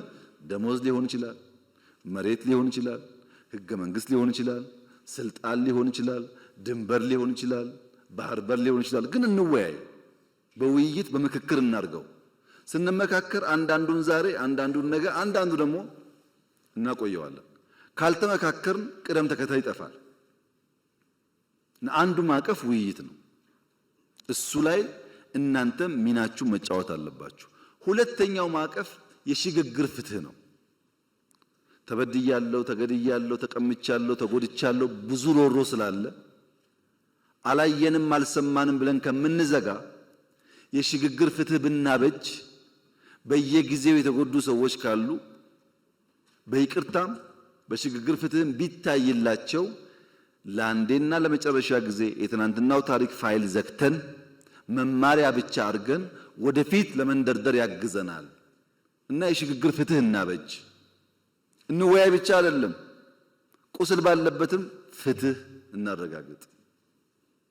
ሶስተኛው ማዕቀፍ በርካታ ሰዎች አኩርፈው ጫካ ገብተዋል። በኢትዮጵያ ሕገ መንግስት መሰረት በትጥቅ ለስልጣን መታገል ሕገ ወጥ ነው፣ አይፈቀድም። ሕገ ወጥ ነውና በሕግ ማስከበር ብቻ እንሂድ ካል ስለማያዋጣ ዲዲአር እናርግ። የታጠቁ ሰዎች በተሐድሶ ትጥቃቸውን ፈተው በሙያቸው ሰርተው ወደሚኖሩበት ስርዓት እንመልሳቸው። ከትግራይም ይሁን ከኦሮሚያ ከአማራም ይሁን ከቤኒሻንጉል ብለን ዲዲአር አበጀን። ኮሚሽን ተቋቋም ነው። ይሄ ኮሚሽን ስራው የታጠቁ ያኮረፉ ሰዎች አወያይቶ የሽግግር ፍትህ አረጋግጦ ወደ ቀያቸው መልሶ ሰላማዊ ህይወት እንዲኖሩ ማድረግ አለብን። አራተኛው ማዕቀፍ ይሄ ሁሉ ቢሰራ ኢኮኖሚክ ሪፎርም ካላደረግን ኢኮኖሚክ ስብራት እያለ ዘላቂ ሰላም ልናመጣ አንችልም። ሪፎርሙ ደግሞ እንደ ከዚህ ቀደሙ ግብርና መር ብንለው አያዋጣም። ብዝሃ ዘርፍ መሆን አለበት። ግብርናም፣ ኢንዱስትሪም፣ ማይኒንግም፣ ቱሪዝምም፣ አይሲቲም በሁሉም ዘርፍ ካልተንቀሳቀስን አንድ በአንድ አንደርስም ብለን ግብርና ላይ እንዳላችሁት እኮ ነው። የኢትዮጵያ ግብርና በኩታ ገጠም፣ በማዳበሪያ አቅርቦት ስፋት፣ በኢሪጌሽን በዓመት ሁለቴ በማምረት ገና ብዙ ስራ ይጠበቅብንም የሚጨበጥ የሚታይ ለውጥ መጥቷል። መካድ አይቻልም። በቡና በስንዴ በሩዝ መጥቷል። ገና ግን ብዙ ስራ ይጠበቅብናል። ጥያቄ የለውም እሱ። ያልታረሰ ቦታ ሰፊ አለን፣ ውሃ አለን። በስፋት በኩታ ገጠም በማሽነሪስ ምርታማነት ማሳደግ አለብን። ጅማሮ ግን ተስፋ ሰጪ ነው። በኢንዱስትሪም እንደዚሁ ነው። በቱሪዝም ትናንት እንዳያችሁት ነው። በጣም በርካታ ስራ ተሰርቷል። በአይሲቲም ተሞክሯል እንደዚሁ። ማይኒንግ ከዚህ ቀደም የተዘነጋ ሴክተር ነው። በዚህ ዓመት ለመጀመሪያ ጊዜ ላለፉት ብዙ አስርተ ዓመታት በኢትዮጵያ ውስጥ ነምበር 1 ኤክስፖርት ቡና ነው። ከቡና ቀጥሎ ያሉት ተደምረው ወደ ቡና አይጠጉም። ዘንድሮ ግን በኢትዮጵያ ኤክስፖርት አንደኛው ወርቅ ነው። ስለዚህ ማይኒንግ ያስፈልጋል ማለታችን ሰርቷል ማለት ነው። ከለውጡ በፊት እኔ ኮንታ ስመጣ 1 ኪሎ ግራም ሲሚንቶ ኮይሻ አልነበረውም። 1 ኪሎ ግራም ፕሮጀክቱ አለ፣ ካምፕ አለ። 1 ኪሎ ግራም ሲሚንቶ ለግድብ ግን አልተሰራም። አሁን ግድቡ እሱ ሁሉ ገንዘብ ነው ከእናንተ ላይ ተቀምጦ የሚሰራበት ማለት ነው። በነገራችን ላይ 27000 ኪሎ ሜትር አስፋልት ኮንክሪት ኮንትራክት ነው ያለው ኢትዮጵያ ውስጥ። ምንም ሳልጨምር 1.5 ትሪሊየን ብር ጠይቀውኛል። 1.5 ትሪሊየን የኢትዮጵያ አጠቃላይ በጀት 2 ትሪሊየን ነው። 1.5 መንገድ ጠይቋል። በጣም ሰፊ ቦታ መንገድ ስራ አለ። ችግሩ ምንድን ነው? ጥራት የለም። ሌባ ብዙ ነው እንደምታውቁት። ሲሚንቶ ይሰርቃል፣ ያ ይሰርቃል። ችግሮች አሉ። እንደ መንግስት ግን በጣም ትልቅ ሪሶርስ ነው ያለው። ግድቦች ነግሬያቸዋለሁ። በኢትዮጵያ ትልቁን አየር መንገድ ለመገንባት እየሰራ መሆን ታውቃላችሁ። ዲስ አር ፋውንዴሽናል ስራዎች። ይሄን ግን ተውት። ድሮ ነበረ ከሚባል ስራ 2-3 ላንሳላችሁ። ለምሳሌ ከአዲስ አበባ ጅቡቲ ባቡር ነበር ተሰርቷል ከለውጡ በፊት ታውቃላችሁ። ከአዲስ አበባ ጅቡቲ ባቡር ከለውጡ በፊት ሳይሆን ከለውጡ በኋላ እስከ ዛሬ 4 ዓመት ድረስ በሰዓት 20 ኪሎ ሜትር ነበር የሚጓዘው። 2 ፉርጎ ይዞ 20 ኪሎ ሜትር። የምታውቁ ታውቃላችሁ ከዚህ የመጣችሁ አሁን እንደምንም 60 አድርሰነዋል። 60 ኪሎ ሜትር ፐር አወር ፉርጎም ጨምሯል። ገና ይቀራል። ተሰራ ተባለ እንጂ የሰራተኛ ደሞዝ መክፈል አይችልም። እዳ አይደለም ደሞዙን አንድ በሉ። ስኳር ሌላውን ተውት። ወንጂ እዚህ ያለው ወንጂ ስኳር ፋብሪካ ለሰራተኛ ደሞዝ መክፈል አቅቶት ሰራተኛ ተፈትኖበት ነበር ትናንትና። ለውጡ በእያንዳንዱ ጓዳ ውስጥ የፈታቸው ጉዳዮች በጣም በርካታ ናቸው። ወይም እኛ አልተናገርናቸውም ወይም እናንተ ማየት አልፈለጋችሁም። እናንተ ሲባል ድፍን ኢትዮጵያ ማለት ነው። እናንተ ብቻ አይደላችሁ። ከ13 ፋብሪካዎች ስኳር አሁን እንደምንም 7 ደረስን። 7ቱ ብቻ ነው ደሞዝ የሚከፍለው። ብድር ይመጣል ከቻይና እድገት ይባላል። ብድር ይመጣል እድገት ይባላል። በብድር እድገት እና ኳሊቲ እድገት ይለያያል። የኢትዮጵያ ኢኮኖሚ የነበረበት ሀብት ይታወቃል። ለባቡር፣ ለስኳር፣ ለምናምን ብሎ ከቻይና ሲመጣ ኢትዮጵያ አደገ ይባላል። ግን ፕራክቲካሊ ነገር የለም። ለዚህ ነው ኮመርሻል ሎን ይብቃ ያልነው። ማይኒንግ ላይ እንስራ፣ ወርቅ እናውጣ እንጂ ከቻይና ብር እያመጣን 10% ድራማ ነው አይሰራም ነው ያልነው። እንደ መንግስት አይደለም፣ እንደ ባለቤት ነው። ልማት አለ። ይሄ ልማት ደግሞ ዓለምን እያስደመመ ነው ያለው። ባካችሁ አይናችሁን ግለጡ። ዓለም እኮ የተደነቀ ያለው በኢትዮጵያ ስራ። ምን ለምን ትገረማላችሁ? ኮመርሻል ሎን ሳትወስዱ እዳ እየከፈላችሁ እንዴት ትለማላችሁ እኮ ነው ዓለም እያለ ያለው። እኛ ያልነው ምንድነው? ሀገራችን ነው ሱሙኒም 10 ሳንቲምም ከመምህርም ከውጭም ተሰብስባ ኢትዮጵያን የምትውለው አንድም ሳንቲም እኛ እያወቅን አትወጣም። ምን ለማው ለዚህ ነው። ይሄው የኃይለ ሥላሴ ቤተ መንግስት እኮ 50 ዓመት ተዘጋ። እሳቸው ሞቱ። ደርግ 10 ምናምን ዓመት ዘጋ። እዚህ ገባ አልፈልግም አለ የፊውዳል ስለሆነ። ኢህአደግ 20 ምናምን ዓመት ወይም 30 ዓመት ከኛ ጋር ተደምሮ ዘጋ። ከ50 ዓመት በኋላ ሰው አደሰላችሁ። ትውልድ ያድሳል። ዛሬ ጫካ ብሎ ቢሳደብ ዛሬ ምናምን ችግር የለውም። ትውልድ ባያዝ የለውም። በእውነት ያየዋል። ያኔ ሁሉም ታሪክ ይወጣል። ይልቁንስ እኔ ቢሮ ስገባ 59% የኢትዮጵያ ጂዲፒ ዕዳ ነበር። አሁን እኮ የውጭ ዕዳ 13 አድርሰነዋል።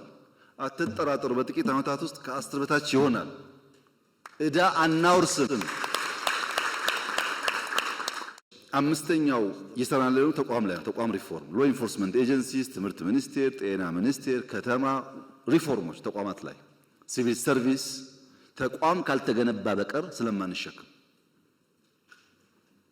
ይሄ ስራ አምስቱም ኢንክሉሲቭ ናሽናል ዲያሎጉም፣ የሽግግር ፍትህ፣ የዲዲአር ታድሶ ፕሮግራም፣ ኢኮኖሚክ ሪፎርም፣ የተቋም ሪፎርም አምስቱም አድራሽ ነው እንጂ ግብ አይደለም። ስንናገር ውለን ብናድር ግብ መሆናችን ተናግረን ከዛ ወደ ልማት እንገባለን ነው። ተናግረን ውጊያ እንቀንሳለን ነው እንጂ ንግግር ግብ አይደለም። ግብ ነው እንዴ? ዲዲአር ግብ እኮ አይደለም። ከምንተኳኮስ አብረን እናርሳለን ለማለት ነው እንጂ ግብ አይደለም። እነዚህ 5 ጉዳዮች ማየት ያለባችሁ ልክ አንድ ሰው ትኬት ቆርጦ አሜሪካን ሲጓዝ እንዳለው ስፕሪት ነው።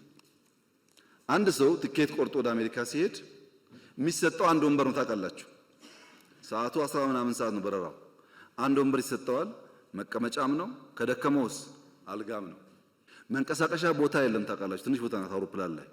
ሰው ቢርበው ምግብ ቢል አንዴ ሁለቴ ይሰጣል። ግን ይሰጥ ፈልገህ አይደለም፣ ይሰጣል፣ ታሽጎ ይሰጣል እንጂ ይሄኛውን አልፈልግም ምስር አድርጊልኝ አይባልም። አየር ላይ ይባላል። ሽሮ አድርጊልኝ እኮ አይባልም። ወይ ትበላለህ ወይ ትተዋለህ። ለምን? የአውሮፕላን ስራ ማድረስ ነው እንጂ እኮ አውሮፕላን በራሱ አገር አይደለም። የምትሄድበት እስከምትደርስ ሽንት ቤቱ ውስን ነው፣ መቀመጫ ውስን ነው፣ አልጋው አይመችም፣ መንቀሳቀሻ ቦታ የለም፣ ምግብ ውስን ነው። ችለህ ዋሽንግተን ስትደርስ ክፍት ይሆናል ማለት ወይ ከዛ ስመጣ ክፍት ይሆናል ማለት ነው። እኔና እናንተ ያለንበት ሁኔታ እንደሱ ነው። አድራሾች ነን፣ ወደ ብልጽግና አድራሽ ነን። ያሻነውን ነገር ማድረግ አንችልም። ማመን አለባችሁ ይሄን ጉዳይ።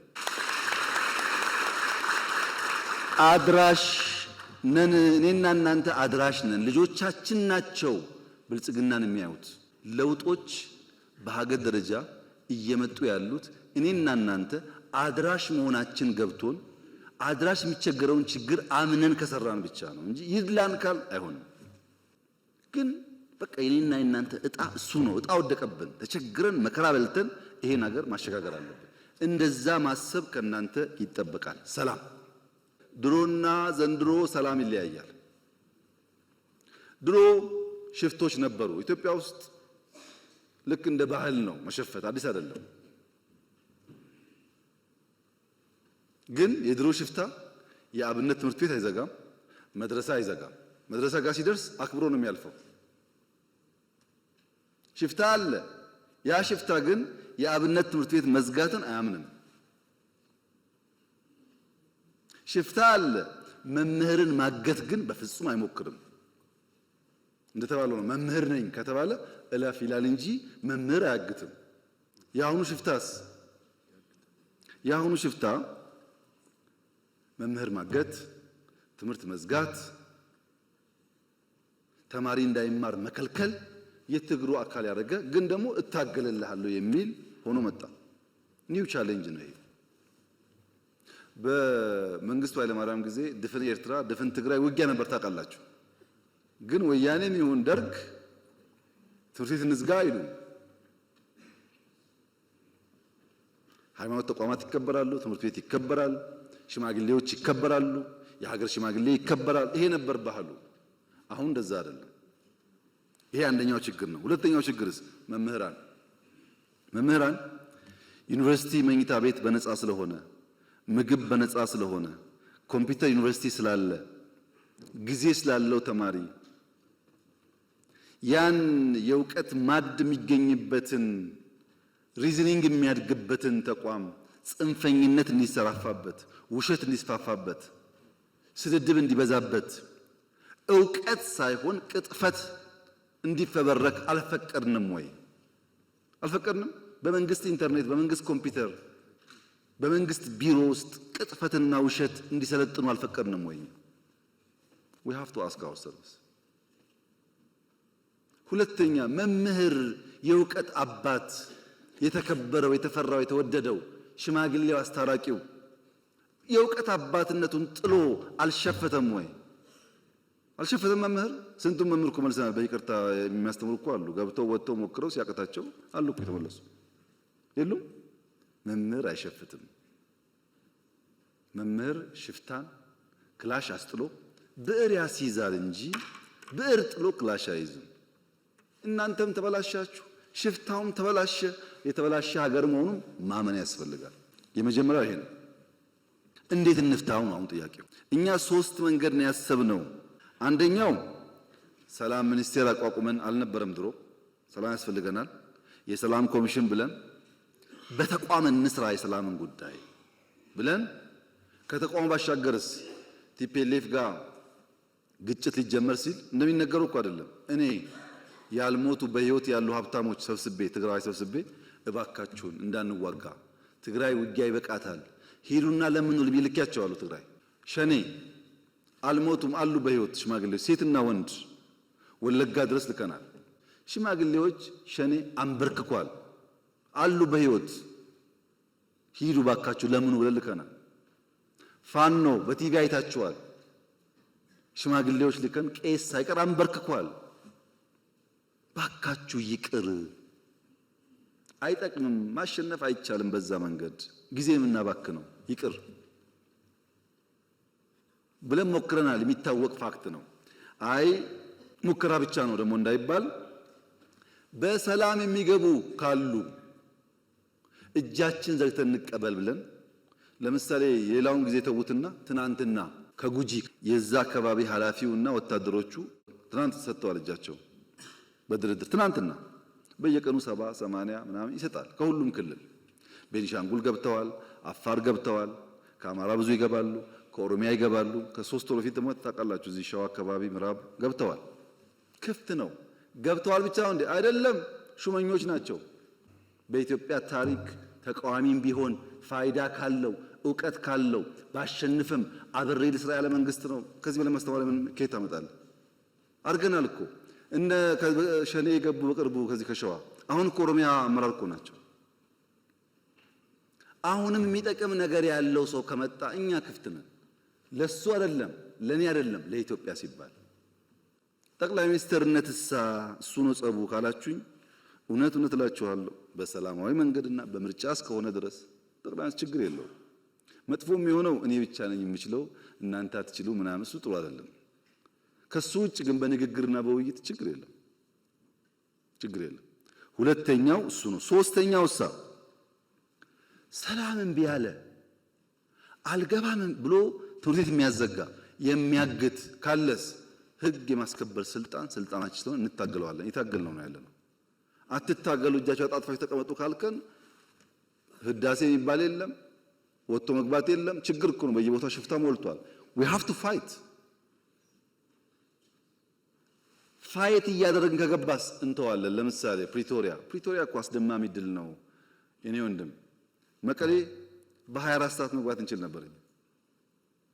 እያሸነፍን ነው። ያለቀ ጦርነት እኮ ግድ የለም ሰላም ይሻላል። 2 ሰው ቢተርፍ 3 ሰው ቢተርፍ ኢትዮጵያዊ ነው ብለን ፈረምን እንጂ እኮ እያሸነፍን ነበር። ታውቃላችሁ ሁላችሁ ምን ያክል ለሰላም ኮሚትመንት እንዳለን ያሳያል።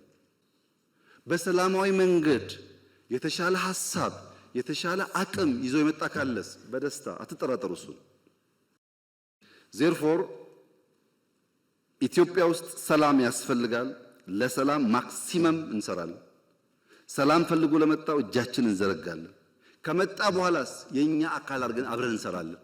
ሀገሩ የሱም ጭምር ስለሆነ ወደ እናንተ ሲመጣ 30 ሚሊዮን ገደማ ማህበረሰብ አለ። መምህር፣ ቤተሰቡ፣ ተማሪው ምናምኑ ይሄንን እዳ እንዳይሆን ፍዳ እንዳይሆን ስራ ፈላጊ ስራ ያላችሁት ሳይሆን ስራ ፈጣሪ እንዲሆን ስራ ለማኝ ሳይሆን ለብዙዎች እንጀራ የሚያመጣ እንዲሆን አርጋችሁ መስራት ላይ አስባችሁ ሂዱበት። የእናንተ ተማሪዎች የሚበጃቸውን መምረጥ የሚችሉ መሆን አለባቸው። ሲደመር መምህራን የታሪክ እጥፋት ላይ አብረን የምንሰራ አብረን የምንቆም መሆን አለብን። የታሪክ ጥፋት ላይ መተባበር የለባቸው። የታሪክ ጥፋት ሞልቷል። እጥፋት እንጂ ጥፋት አያስፈልግም። ጠፋ ሲጠፋ ኖረ። አሁን ደግሞ ያንን ከርቭ እናርገው፣ ኮርሱን እንቀይረው፣ ወደ መልካም እንውሰደው። ለዚህ ደግሞ እንተባበር። ደረጃ በደረጃ የእናንተም ጉዳይ መልስ እያገኘ እየተፈታ ይሄዳል። አትጠራጠሩ። እናንተ አድራሽ ናችሁ። የፈለገ ቢሆን ወርቁ ወጥቶ ስንዴው ወጥቶ ይሄና የእናንተ ጉዳይ መልስ አያገኝም። ይለወጣል፣ መልስ አያገኝም። ለምን? ብዙ የመጣው ቀንበር። ልጆቻችን ግን እንዳይከተሉ እናቋርጠው እዚህ ጋር። ለዚህ ተባብረን ብንቆም ብንሰራ ኢትዮጵያ ውስጥ ተስፋ አለ። እየመጣ ያለው ጊዜ በጣም እንኳን ለእናንተ ለአፍሪካም ተስፋ የሚሆን ነው። ዘንድሮ ኢትዮጵያ ቢያንስ 10% አድርጋለች። ይሄ እኔ ሳይሆን የኢንተርናሽናል ተቋማት ግምት ነው።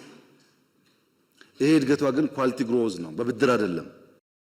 እና መምህራን የእውቀት አባት፣ የሀገር አባት፣ የኛ አባት ናችሁ። አመሰግናለሁ።